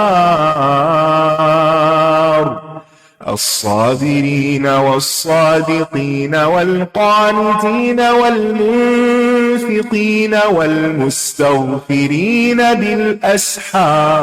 بالأسحار شهد الله أنه لا إله إلا هو والملائكة وأولو العلم قائما بالقسط لا إله إلا هو العزيز الحكيم إن الدين عند الله الإسلام وما اختلف الذين أوتوا الكتاب إلا من بعد ما جاءهم العلم بغيا بينهم ومن يكفر بآيات الله فإن الله سريع الحساب فإن حاجوك فقل أسلمت وجهي لله ومن اتبعني وقل للذين أوتوا الكتاب والأميين أأسلمتم فإن أسلموا فقد اهتدوا وإن تولوا فإنما عليك البلاغ والله بصير بالعباد. بے شک جن لوگوں نے کفر کیا ان کے مال اور ان کی اولاد انہیں اللہ کے مقابلے میں ہرگز کام نہ آئیں گے، اور یہی وہ لوگ ہیں جو آگ کا ایندھن ہے. دنیا میں انسان سب سے زیادہ ان دو چیزوں سے محبت کرتا ہے، مال سے اور اولاد سے، اور اسی میں اپنے آپ کو کھپا ڈالتا ہے. لیکن قیامت کے دن یہ بے وفائی کریں گے، کام نہیں آئیں گے، چھڑائیں گے نہیں، بچائیں گے نہیں. یاد رکھیے اگر نعمتیں اللہ کے راستے میں نہیں تو وہ خوشی کا باعث نہیں، خوش قسمتی کا باعث نہیں. اگر انسان کی اپنی مہارتیں اور طاقتیں اور نعمتیں اور جو کچھ اس کو ملا ہے وہ صحیح جگہ پر استعمال نہیں ہو رہا تو ان پر خوش ہونے کا کوئی موقع اور مقام نہیں. کتنے ہی مال اور اولاد ہوں گے جو ان کے مالکوں کو ضرورت کے وقت کچھ بھی فائدہ نہ دیں گے، چاہے وہ کتنی کثرت سے کیوں نہ ہو. لہٰذا ہمیں ایسی چیزوں میں مصروف ہونے کی ضرورت ہے جو آخرت میں فائدہ دیں گی. ان کا حال بھی آل فرعون اور ان لوگوں کی طرح ہے جو ان سے پہلے تھے. آل فرعون بھی بڑے پاورفل تھے، سپر پاور تھی اپنے وقت کی. ان سب نے ہماری آیات کو جھٹلایا تو اللہ نے ان کے گناہوں کی وجہ سے انہیں پکڑ لیا، اور اللہ سخت سزا دینے والا ہے. یعنی دنیا میں ان کو نمونہ عبرت بنا دیا. ایسی تاریخ میں ہمارے لیے سبق ہے کہ دنیاوی مادی ترقی کے باوجود وہ زوال سے نہ بچ سکے، وہ اپنے آپ کو نہ بچا سکے. ان کے باغات اور محلات اور ان کے لشکر ان کے کسی کام نہ آئے.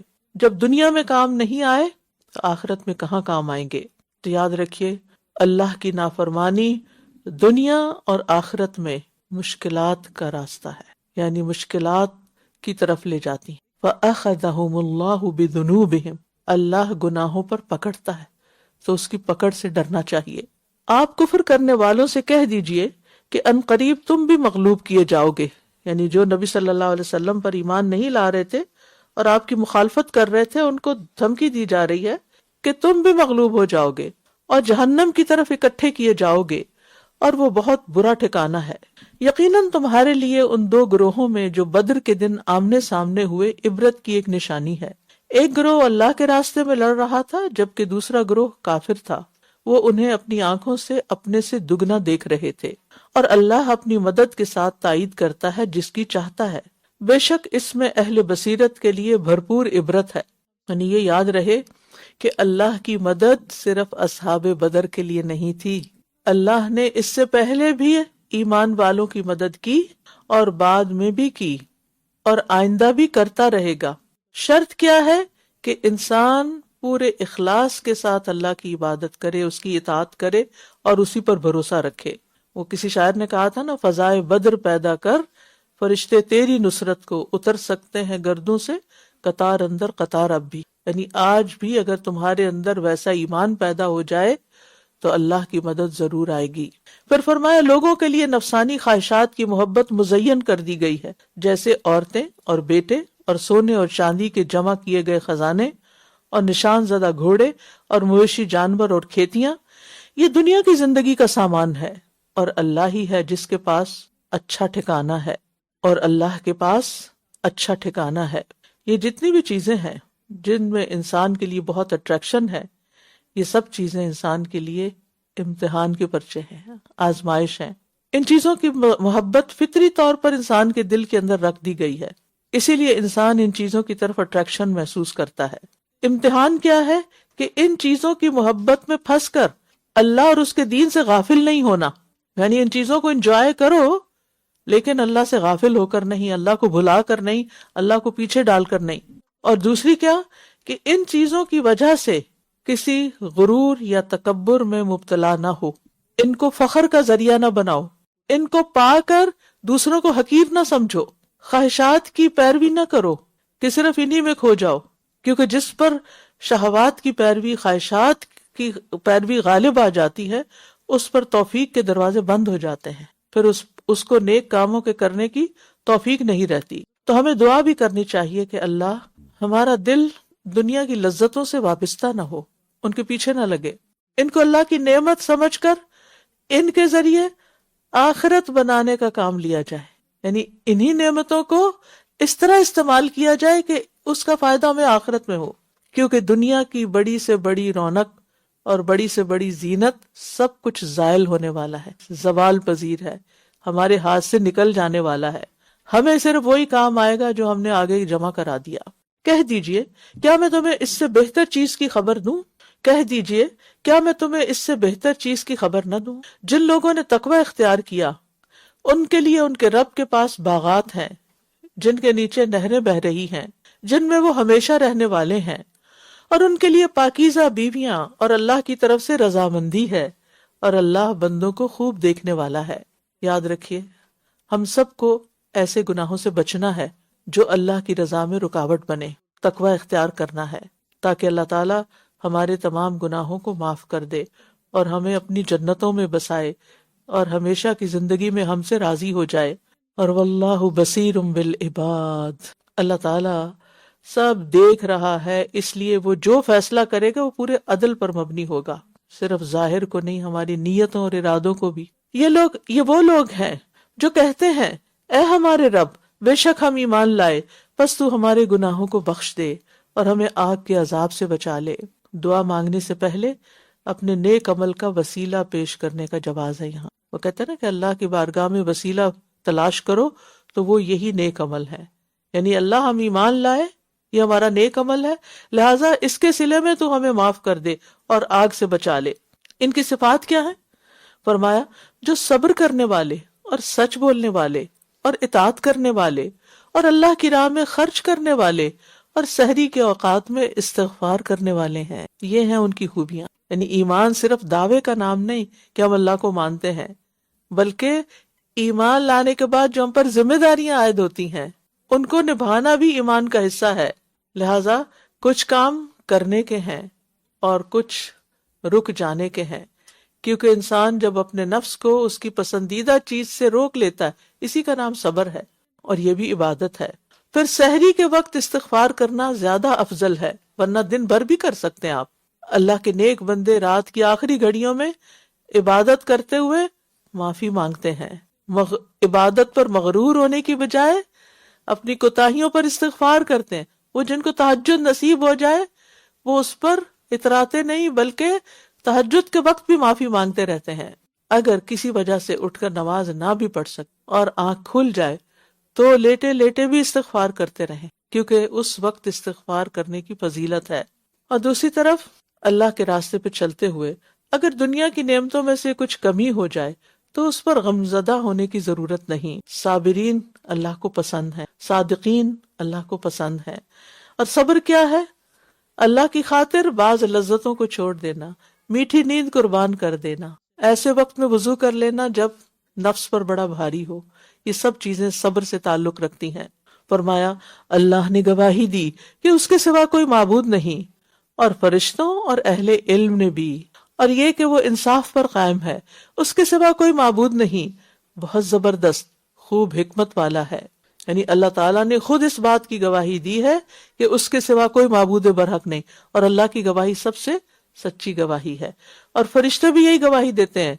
سبحان اللہ، اللہ تعالیٰ نے اپنے ساتھ فرشتوں کے ساتھ اہل علم کا بھی ذکر کیا. اس سے پتہ چلتا ہے کہ علم والوں کا کیا درجہ اور مقام ہے، اور ہمیں مال و دولت اور دنیا کی باقی چیزوں اور اٹریکشنز کی طرف بھاگنے سے زیادہ علم کی مجالس کی طرف دوڑنا چاہیے. بے شک اللہ کے نزدیک دین تو اسلام ہی ہے، اور اہل کتاب نے علم آ جانے کے بعد محض باہمی ضد کی بنا پہ اختلاف کی، ایگو. اور جو اللہ کی آیات کا انکار کرے تو یقیناً اللہ جلد حساب لینے والا ہے. تو بات یہ ہے کہ جو شخص رسول اللہ صلی اللہ علیہ وسلم کے طریقے کے مطابق اپنا عمل اور عقیدہ درست نہیں کرتا، اس کا دین اللہ کے ہاں معتبر نہیں. اس لیے علم آنے کے بعد اسی کے مطابق اپنے عمل کو سامنے رکھنا ہے، اور فرقہ بازی سے بچنا ہے، بلا وجہ کے اختلافات سے بچنا ہے، دین میں جھگڑوں سے بچنا ہے، اور اپنے نقطہ نظر پر جمنے کے لیے کسی انا کا شکار نہیں ہونا. اگر اس سے بہتر کوئی چیز سامنے آ جائے تو اپنی رائے چھوڑ کر اس کو اختیار کر لینا، خاص طور پر قرآن و سنت. اگر وہاں سے دلیل آ جائے تو اپنی عقل کو پیچھے چھوڑ دیں. فرمایا پھر اگر وہ آپ سے جھگڑا کریں، پھر اگر یہ آپ سے جھگڑا کریں تو آپ کہہ دیجئے کہ میں نے اپنا چہرہ اللہ کے سپرد کر دیا، یعنی بحث نہ کریں. اور اس میں بھی جس نے میری پیروی کی، تو سنت کیا ہے کہ جھگڑوں کے وقت سلام کر کے اپنا رخ اللہ کی طرف کر لیں. اور اہل کتاب اور امی یعنی ان پڑھ لوگوں سے پوچھئے، مراد ہے عرب لوگ، کیا تم اسلام لاتے ہو؟ پھر اگر وہ اسلام لے آئیں تو یقیناً وہ ہدایت پا گئے، اور اگر وہ منہ موڑ جائیں تو بے شک آپ کے ذمہ صرف پہنچا دینا ہے، اور اللہ بندوں کو خوب دیکھنے والا ہے. نیکسٹ. إن الذين يكفرون بآيات الله ويقتلون النبيين بغير حق ويقتلون الذين يأمرون بالقسط من الناس فبشرهم بعذاب أليم. أولئك الذين حبطت أعمالهم في الدنيا والآخرة وما لهم من ناصرين. ألم تر إلى الذين أوتوا نصيبا من الكتاب يدعون إلى كتاب الله ليحكم بينهم ثم يتولى فريق منهم وهم معرضون.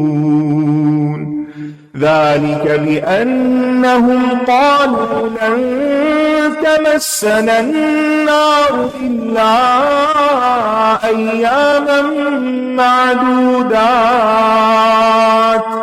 وغرهم في دينهم ما كانوا يفترون. فكيف إذا جمعناهم ليوم لا ريب فيه ووفيت كل نفس ما كسبت وهم لا يظلمون. قل اللهم مالك الملك تؤتي الملك من تشاء وتنزع الملك ممن تشاء وتعز من تشاء وتذل من تشاء بيدك الخير إنك على كل شيء قدير تولج الليل في النهار وتولج النهار في الليل وتخرج الحي من الميت وتخرج الميت من الحي وترزق من تشاء بغير حساب لا يتخذ المؤمنون الكافرين أولياء من دون المؤمنين ومن يفعل ذلك فليس من الله في شيء إلا أن تتقوا منهم تقاه ويحذركم الله نفسه وإلى الله المصير قل إن تخفوا ما في صدوركم أو تبدوه يعلمه الله ويعلم ما في السماوات وما في الأرض والله على كل شيء قدير يوم تجد كل نفس ما عملت من خير محضرا وما عملت من سوء تود لو أن بينها وبينه أمدا بعيدا ويحذركم الله نفسه والله رؤوف بالعباد بے شک وہ لوگ جو اللہ کی آیات کا انکار کرتے ہیں اور نبیوں کو ناحق قتل کرتے ہیں اور لوگوں میں سے جو انصاف کرنے کا حکم دیتے ہیں انہیں بھی قتل کر دیتے ہیں تو آپ انہیں دردناک عذاب کی خوشخبری دے دیجئے. یعنی دنیا میں وہ چھپ سکتے ہیں، بھاگ سکتے ہیں، لیکن اللہ کے ہاں سخت پکڑ ہوگی. یہی وہ لوگ ہیں جن کے اعمال دنیا اور آخرت میں برباد ہو گئے اور ان کے لیے کوئی بھی مددگار نہ ہوگا. کیا آپ نے ان لوگوں کو نہیں دیکھا جو کتاب کا کچھ حصہ دیے گئے، یہ باہمی جھگڑوں میں فیصلے کے لیے کتاب اللہ کی طرف بلائے جاتے ہیں تاکہ وہ ان کے درمیان فیصلہ کرے. پھر ان میں سے ایک گروہ منہ پھیر لیتا ہے اور یہ ہیں ہی روگردانی کرنے والے، یعنی اپنے فیصلے کتاب اللہ سے نہیں کرواتے.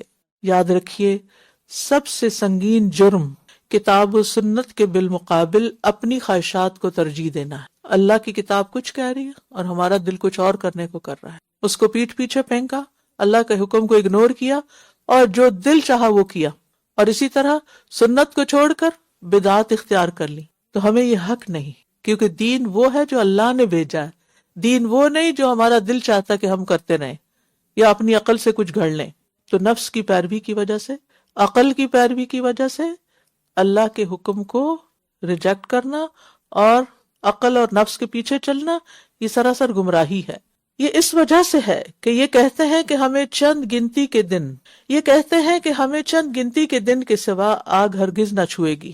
ہمیں گنتی کے چند دنوں کے سوا آگ ہرگز نہ چھوئے گی. اور انہیں ان کے دین کے بارے میں ان باتوں نے دھوکے میں مبتلا کر رکھا ہے جو یہ خود گھڑتے ہیں. یعنی خود ہی اپنی من پسند باتیں گھڑ لی، اپنے خیالات، اور پھر اس کو دین سمجھ لیا.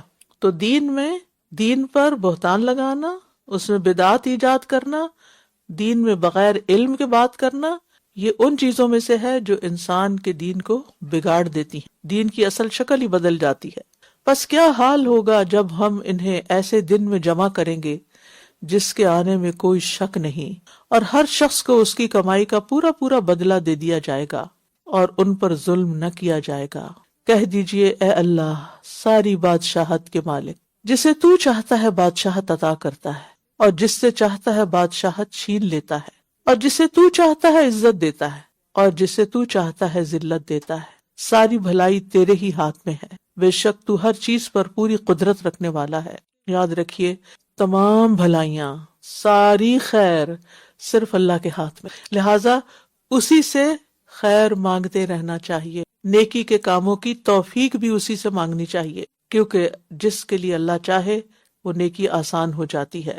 اور نعمتیں ملنے پر اللہ کا حق بھی ادا کرنا چاہیے اور اس کا شکر بھی ادا کرنا چاہیے۔ یعنی جب اللہ تعالیٰ کوئی نعمت دے، کوئی ملک دے، کوئی کسی بھی طرح کی کوئی چیز دے تو اس پر کیا کرے؟ فخر نہیں، غرور نہیں، اللہ کے آگے جھک جانا، اطاعت، فرما برداری۔ اور یہ بھی یاد رکھیں کہ رزق اور مستقبل کا خوف نہیں ہونا چاہیے، کیونکہ یہ اللہ ہی اپنی مرضی سے جس کو چاہتا ہے دیتا ہے۔ اگر اللہ نے آپ کے لیے کچھ لکھا ہے نا تو کوئی چھین نہیں سکتا۔ کیا آپ دیکھیں نا، تؤتی الملک من تشاء وتنزع الملک من تشاء، تو ملک میں سبھی کچھ آ جاتا ہے نا، جس کو چاہتا ہے دیتا ہے، جسے چاہتا ہے چھین لے، تو گویا سارا اختیار تو اس کے پاس ہے، لہٰذا اسی پر بھروسہ کرنا چاہیے، اسی پہ توکل کرنا چاہیے، اور یہ توکل انسان کو مضبوط کر دیتا ہے۔ جس کا جتنا زیادہ توکل ہوتا ہے وہ انسان اتنا ہی دل کا زیادہ مضبوط ہوتا ہے کہ میرا رب ہے نا، وہ کرے گا، سب کچھ تو اس کے اختیار میں ہے، ہر چیز کا مالک تو وہ ہے، اصل بادشاہ تو وہ ہے، وہ اتنا بڑا بادشاہ ہے کہ جو رات کو دن میں اور دن کو رات میں بدل دیتا ہے، تو وہ ہمارے حالات نہیں بدل سکتا؟ تو ہی رات کو دن میں داخل کرتا ہے اور دن کو رات میں داخل کرتا ہے، اور تو ہی زندہ کو مردہ سے نکالتا ہے اور مردہ کو زندہ سے نکالتا ہے، اور جسے تو چاہتا ہے بے حساب رزق عطا کرتا ہے۔ یعنی کوئی یہ معمولی کام ہے کہ وہ ہستی جو ایک مردہ چیز سے زندہ کو نکال لے اور زندہ سے مردہ کو نکال لے؟ یہ کسی انسان کے بس کی بات نہیں، یہ صرف وہی کرتا ہے جو یہ سب کچھ کر سکتا ہے۔ وہ میرے حالات بھی بدل سکتا ہے، میرے غم کو خوشی میں بدل سکتا ہے، میری بیماری کو صحت میں بدل سکتا ہے، میری تنگی اور تکلیف کو آسانی میں بدل سکتا ہے۔ لہٰذا میرا توکل اور میری دعا اور میری توجہ اسی کی طرف ہے۔ پھر فرمایا مومن مومنوں کو چھوڑ کر کافروں کو دلی دوست نہ بنائے، اور جو ایسا کرے گا وہ اللہ کی طرف سے کسی چیز یعنی حمایت میں نہیں، مگر یہ کہ تم ان کے شر سے بچو جیسا کہ بچنے کا حق ہے، اور اللہ تمہیں اپنی ذات سے ڈراتا ہے اور اللہ ہی کی طرف پلٹنا ہے۔ یعنی دوستی کا معیار یہاں بتا دیا گیا ہے کہ اللہ کے دوستوں سے دوستی رکھنی چاہیے، اس کے دشمنوں سے دوستی نہیں کرنی چاہیے، کیونکہ عام طور پر انسان دنیاوی فائدوں کے لیے بعض اوقات اہل ایمان کو چھوڑ کر دوسروں سے دوستی کر لیتا ہے۔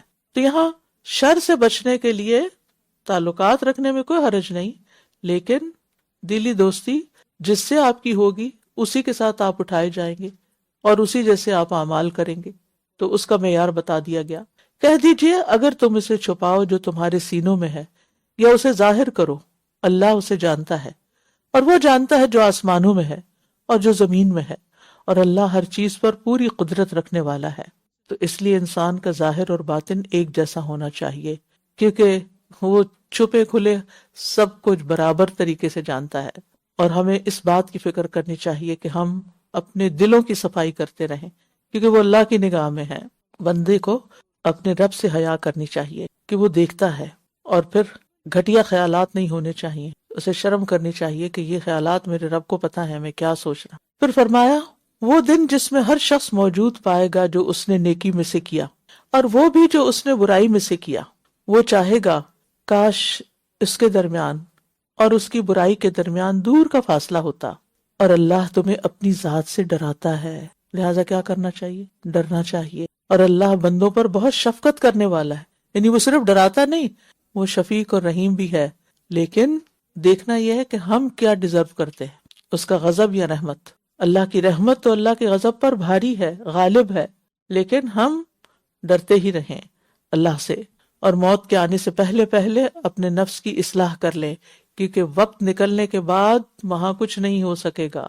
نیکسٹ قل إن كنتم تحبون الله فاتبعوني يحببكم الله ويغفر لكم ذنوبكم والله غفور رحيم قل أطيعوا الله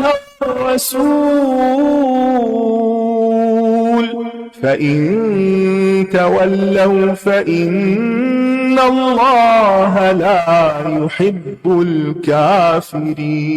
الكافرين إن الله اصطفى آدم ونوحا وآل إبراهيم وآل عمران على العالمين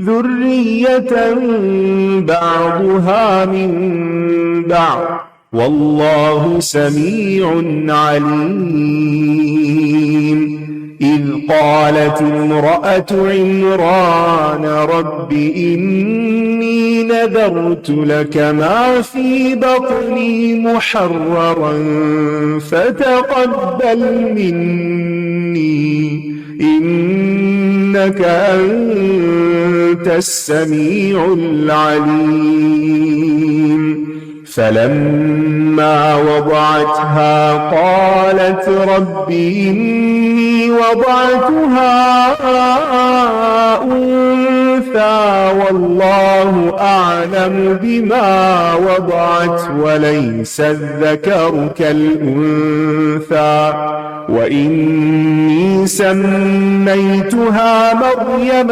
وإني أعيذها بك وذريتها من الشيطان الرجيم فتقبلها ربها بقبول حسن وأنبتها نباتا حسنا وكفلها زكريا كلما دخل عليها زكريا المحراب وجد عندها رزقا قال يا مريم أنى لك هذا قالت هو من عند الله إن الله يرزق من يشاء بغير حساب هنالك دعا زكريا ربه قال رب هب لي من لدنك ذرية طيبة إنك سميع الدعاء فنادته الملائكة وهو قائم يصلي في المحراب أن الله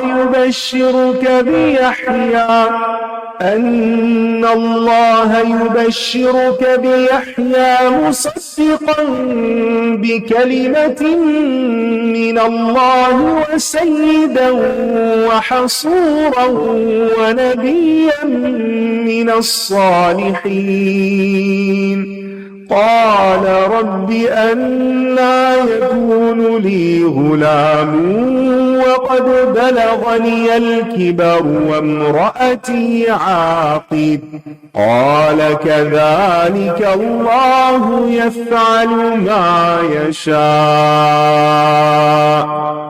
قال رب اجعل لي آية قال آيتك ألا تكلم الناس 3 أيام إلا رمزا واذكر ربك كثيرا وسبح بالعشي والإبكار कह दीजिए अगर तुम अल्लाह से मोहब्बत करते हो तो मेरी पैरवी करो यानी रसूलुल्लाह सल्लल्लाहु अलैहि वसल्लम की। अल्लाह तुमसे मोहब्बत करेगा।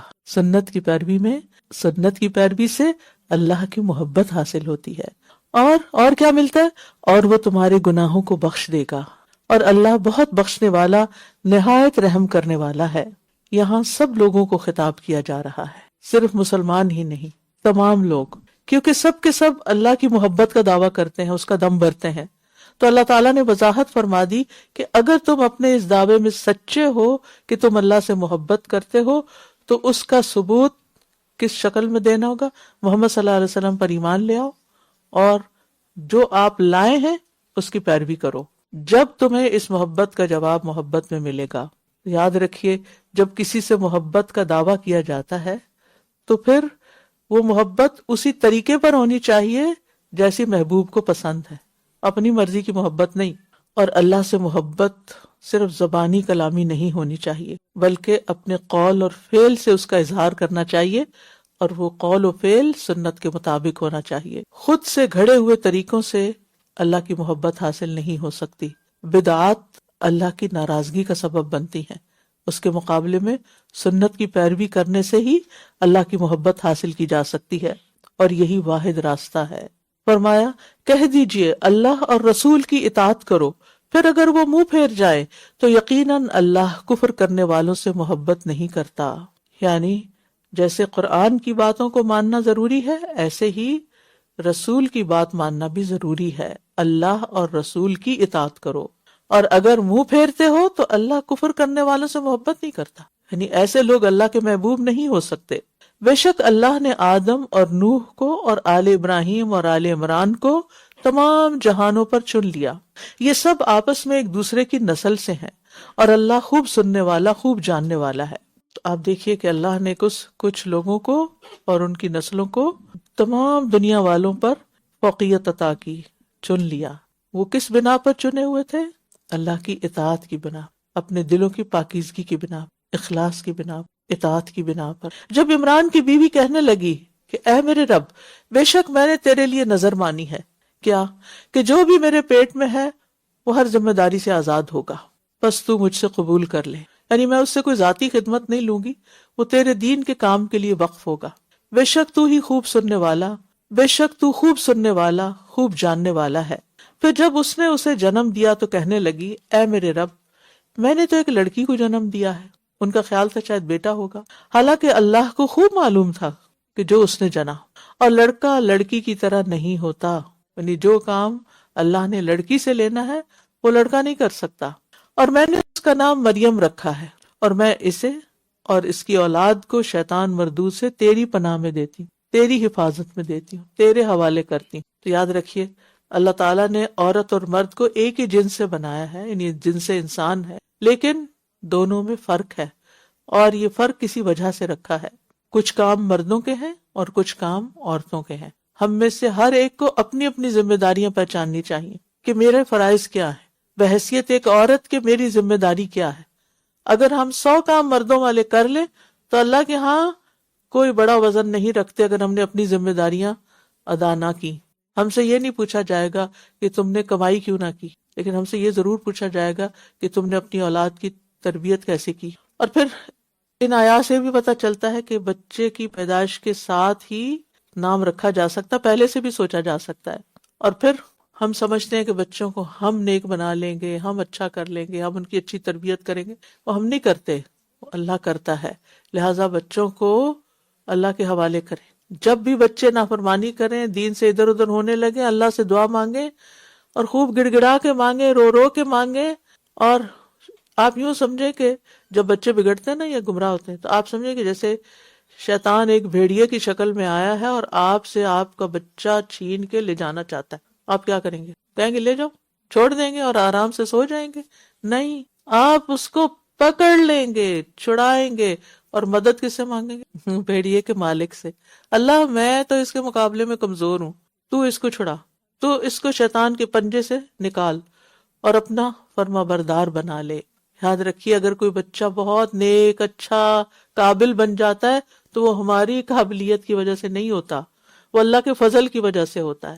ٹھیک ہے اسباب اختیار کرتے ہیں، اور سب والدین اپنے اپنے طور پہ اسباب اختیار کرتے ہیں، لیکن کرنے والی وہ ذات ہے. اس لیے کبھی اس کا کریڈٹ نہ لیا کریں، میں نے ایسی تعلیم کی، میں نے فلاں کیا اس لیے میرے بچے بہت اچھے ہو گئے.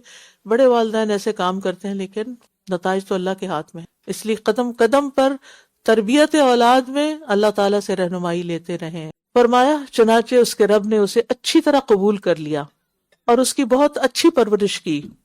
رب نے پرورش کی اور زکریا کو اس کی کفالت کرنے والا بنا دیا، سبب پیدا کر دیا. جب کبھی زکریا، کیونکہ ان کے اپنے والد فوت ہو چکے تھے، جب کبھی زکریا اس پر محراب میں داخل ہوتا تو اس کے پاس کچھ نہ کچھ رزق پاتا.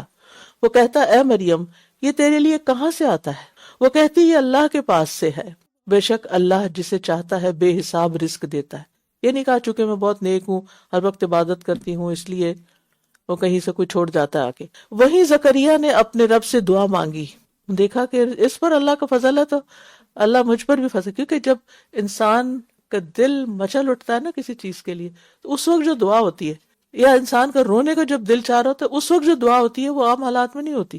یعنی دعا کے لیے بھی انسان کو کوئی موٹیویشن چاہیے ہوتی ہے. تو ان کے لیے بڑی موٹیویشن کی بات تھی کہ یہ ان کو اللہ غائب سے ایسے پھل دیتا ہے، ایسا رزق دیتا ہے جو باہر تو کسی کے پاس ہے ہی نہیں. وہی زکریا نے اپنے رب سے دعا مانگی، کہا اے میرے رب مجھے اپنے پاس سے پاکیزہ اولاد عطا کر، بے شک تو ہی دعا کا خوب سننے والا ہے. تو فرشتوں نے اس کو پکارا جب وہ محراب میں کھڑا نماز پڑھ رہا تھا کہ اللہ تجھے یحییٰ کی خوشخبری دیتا ہے. نام بھی رکھ دیا ساتھ ہی، جو اللہ کے ایک کلمہ عیسیٰ کی تصدیق کرنے والا ہوگا، کیونکہ وہ بن باپ کے پیدا ہونے والے تھے، اور سردار اور نہایت پاک باز اور صالحین میں سے ایک نبی ہوگا. تو پیدائش سے پہلے ہی نام بھی رکھ دیا گیا. اور پھر آپ دیکھیے کہ دوسروں کی نعمتیں دیکھ کر حسد کرنے کی بجائے اپنے لیے وہ نعمتیں مانگے کہ اللہ آپ نے اس کو عطا کیا، اللہ مجھے بھی عطا کر، اس کو بھی تو نے دیا، مجھے بھی تو ہی دے سکتا ہے. اور پھر آپ دیکھیے کہ دعا مانگ کے وہ بیٹھ نہیں گئے بلکہ کیا کیا، یصلی فی المحراب، نمازیں، نوافل، سجدے.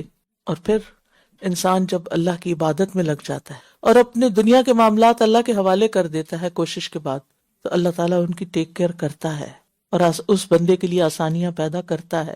آپ اللہ کی عبادت کے لیے وقت نکالیں، اللہ سبحانہ وتعالیٰ آپ کے لیے دنیا کے رزق میں آسانی فرمائے گا.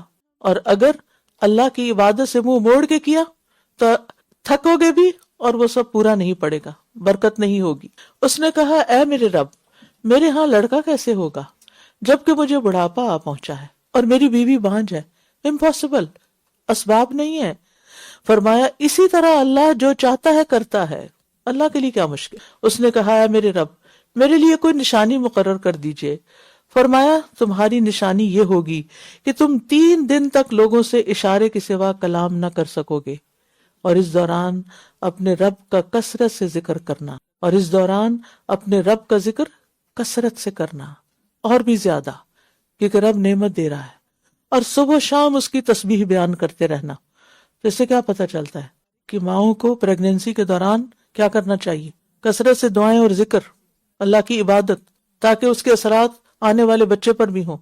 اور یہ صرف ماں کو نہیں کرنا چاہیے، باپ کو بھی دعائیں کرنی چاہیے اور اللہ سے پاکیزہ اولاد کی دعا کرنی چاہیے. یاد رکھیے سب سے اہم چیز یہ ہے کہ انسان کو جب نعمت ملے تو اللہ کی طرف متوجہ ہو جائے. 3 دن تک وہ لوگوں سے بات چیت بند، دنیا کے کام بند، اللہ کی طرف توجہ. جیسے آپ اعتکاف کرتے ہیں، مگر ہمارے یہاں تو اعتکاف میں بڑی باتیں اور کثرت سے رب کا ذکر اور صبح شام تسبیح. نیکسٹ. وَإِذْ قَالَتِ الْمَلَائِكَةُ يَا مَرْيَمُ إِنَّ اللَّهَ اصْطَفَاكِ وَطَهَّرَكِ وَاصْطَفَاكِ عَلَى نِسَاءِ الْعَالَمِينَ يَا مَرْيَمُ اقْنُتِي لِرَبِّكِ وَاسْجُدِي وَارْكَعِي مَعَ الرَّاكِعِينَ ذلك من أنباء الغيب نوحيه إليك وما كنت لديهم إذ يلقون أقلامهم أيهم يكفل مريم وما كنت لديهم إذ يختصمون إذ قالت الملائكة يا مريم إن الله يبشرك بكلمة منه اسمه المسيح عيسى ابن مريم إن الله يبشرك بكلمة منه اسمه المسيح عيسى ابن مريم وجيها في الدنيا والآخرة ومن المقربين ويكلم الناس في المهد وكهلا ومن الصالحين قالت رب أنى يكون لي ولد ولم يمسسني بشر قال كذلك الله يخلق ما يشاء إذا قضى أمرا فإنما يقول له كن فيكون ويعلمه الكتاب والحكمة والتوراة والإنجيل ورسولا إلى بني إسرائيل أني قد جئتكم بآية من ربكم أني أخلق لكم من الطين كهيئة الطير فأنفخ فيه فيكون طيرا بإذن الله وأبرئ الأكمه والأبرص وأحيي الموتى بإذن الله وأنبئكم بما تأكلون وما تدخرون في بيوتكم إن في ذلك لآية لكم إن كنتم مؤمنين ومصدقا لما بين يدي من التوراة ولأحل لكم بعض الذي حرم عليكم وجئتكم بآية من ربكم فاتقوا الله وأطيعون إن الله ربي وربكم فاعبدوه هذا صراط مستقيم فلما أحس عيسى منهم الكفر قال من أنصاري إلى الله قال الحواريون نحن أنصار الله آمنا بالله واشهد بأننا مسلمون ربنا آمنا بما أنزلت واتبعنا الرسول فاكتبنا مع الشاهدين ومكروا ومكر الله والله خير الماكرين।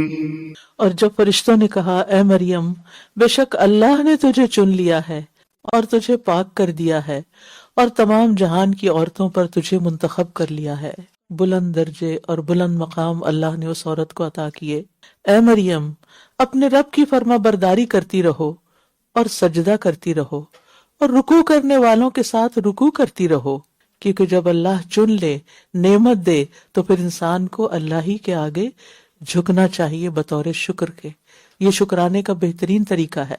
ये गैब की खबरों में से है जिसे हम आपकी तरफ वही कर रहे हैं, वरना आप उनके पास न थे जब कुरान अंदाजी के लिए वो अपनी कलमें डाल रहे थे कि इनमें से कौन मरियम की कफालत करेगा, और न ही आप उनके पास थे जब वो बाहम झगड़ रहे थे। जब फरिश्तों ने कहा, ए मरियम, बेशक अल्लाह तुझे अपनी तरफ से कलमे की खुशखबरी देता है, उसका नाम मसीह ईसा इब्न मरियम होगा, जो दुनिया और आखिरत में बड़े मर्तबे वाला होगा और अल्लाह के मुकर्रब बंदों में से होगा, और वो लोगों से पंघूड़े में और पुख्ता उम्र में कलाम करेगा और सालिहीन में से होगा। वो बोली, ए मेरे रब, मेरे यहाँ कोई बच्चा किस तरह होगा, हालांकि मुझे किसी इंसान ने छुआ तक नहीं।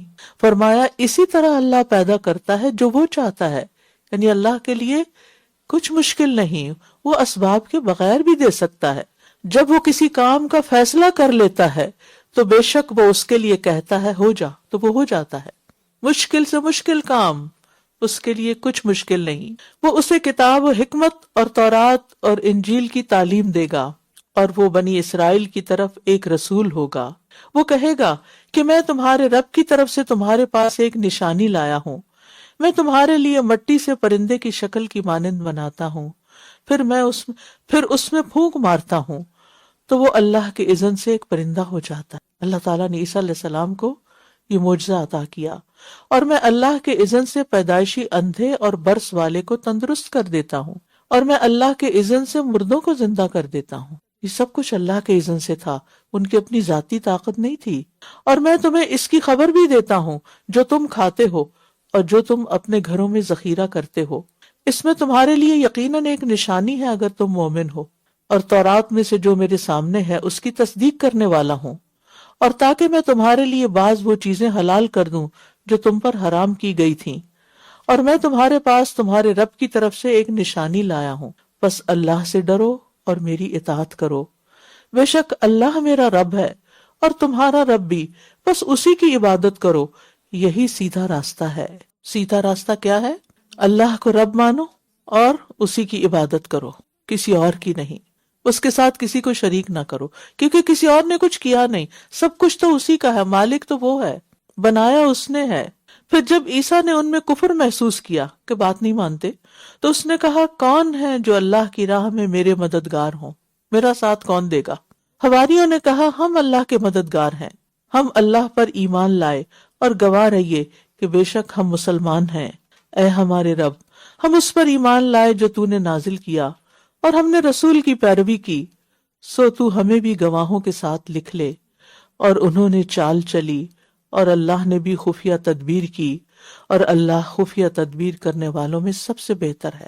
اللہ ہی کا حکم نافذ ہو کر رہتا ہے. تو مریم علیہ السلام کو 2 دفعہ چنا گیا. ان اللہ اصطفیٰ کی وطہرہ کی واصطفیٰ کی علی نساء العالمین. پہلے چننے سے مراد بچپن میں ان کو جو شرف قبولیت بخشا گیا، ان کو اپنی عبادت کے لیے اللہ نے چن لیا، اور پھر ان کو طرح طرح کے رزق عطا کیے. اور دوسرے چننے سے مراد اللہ تعالیٰ نے انہیں عیسیٰ علیہ السلام کی پیدائش کے لیے منتخب کر لیا اور خصوصی فضیلت عطا کی، اور تمام جہان والی عورتوں پر ان کو چن لیا. یہ ہے اصل عزت. یاد رکھیے یہاں جو دوسری قبولیت ہے عیسیٰ علیہ السلام کی ولادت کے ساتھ، تو اس سے یہ پتہ چلتا ہے کہ جب ایک عورت بچہ پیدا کرتی تو وہ اس کا مقام اور رتبہ بڑھ جاتا ہے. لیکن افسوس کہ آج کے دور میں خواتین ہر کام کرنا چاہتی ہیں لیکن بچے پیدا نہیں کرنا چاہتی، جبکہ یہ چیز ان کی جسمانی صحت کے لیے، ان کی روحانی صحت کے لیے اور ان کی ویل بینگ کے لیے سب سے امپورٹنٹ ہے. کیونکہ جو خوشی اللہ تعالیٰ اس ذریعے سے انسان کو دیتا ہے وہ کسی اور چیز میں نہیں ہوتی. لہٰذا اللہ کے فیصلوں کو کہ اللہ نے ہمیں اس کام کے لیے بنایا، اس کو خوش دلی سے قبول کرنا چاہیے اور اس کو اپنے راستے کی رکاوٹ نہیں سمجھنا چاہیے. تو بہرحال اللہ نے ان کو کثرت عبادت کی وجہ سے، ان کی زہد شرافت کی وجہ سے، پاک دامنی کی وجہ سے چن لیا، اور پھر ان کو ہر طرح کی قدورتوں سے، وسوسوں سے، برے خیالات سے، برے کاموں سے، ہر چیز سے پاک کر دیا. اور پھر یہ یاد رکھیے کہ جب انسان کو خوشخبری ملے اور اللہ تعالیٰ کی طرف سے خوشخبری ملے تو پھر اللہ ہی کا شکر ادا کرنا چاہیے، اللہ تعالیٰ کی طرف پلٹ جانا چاہیے.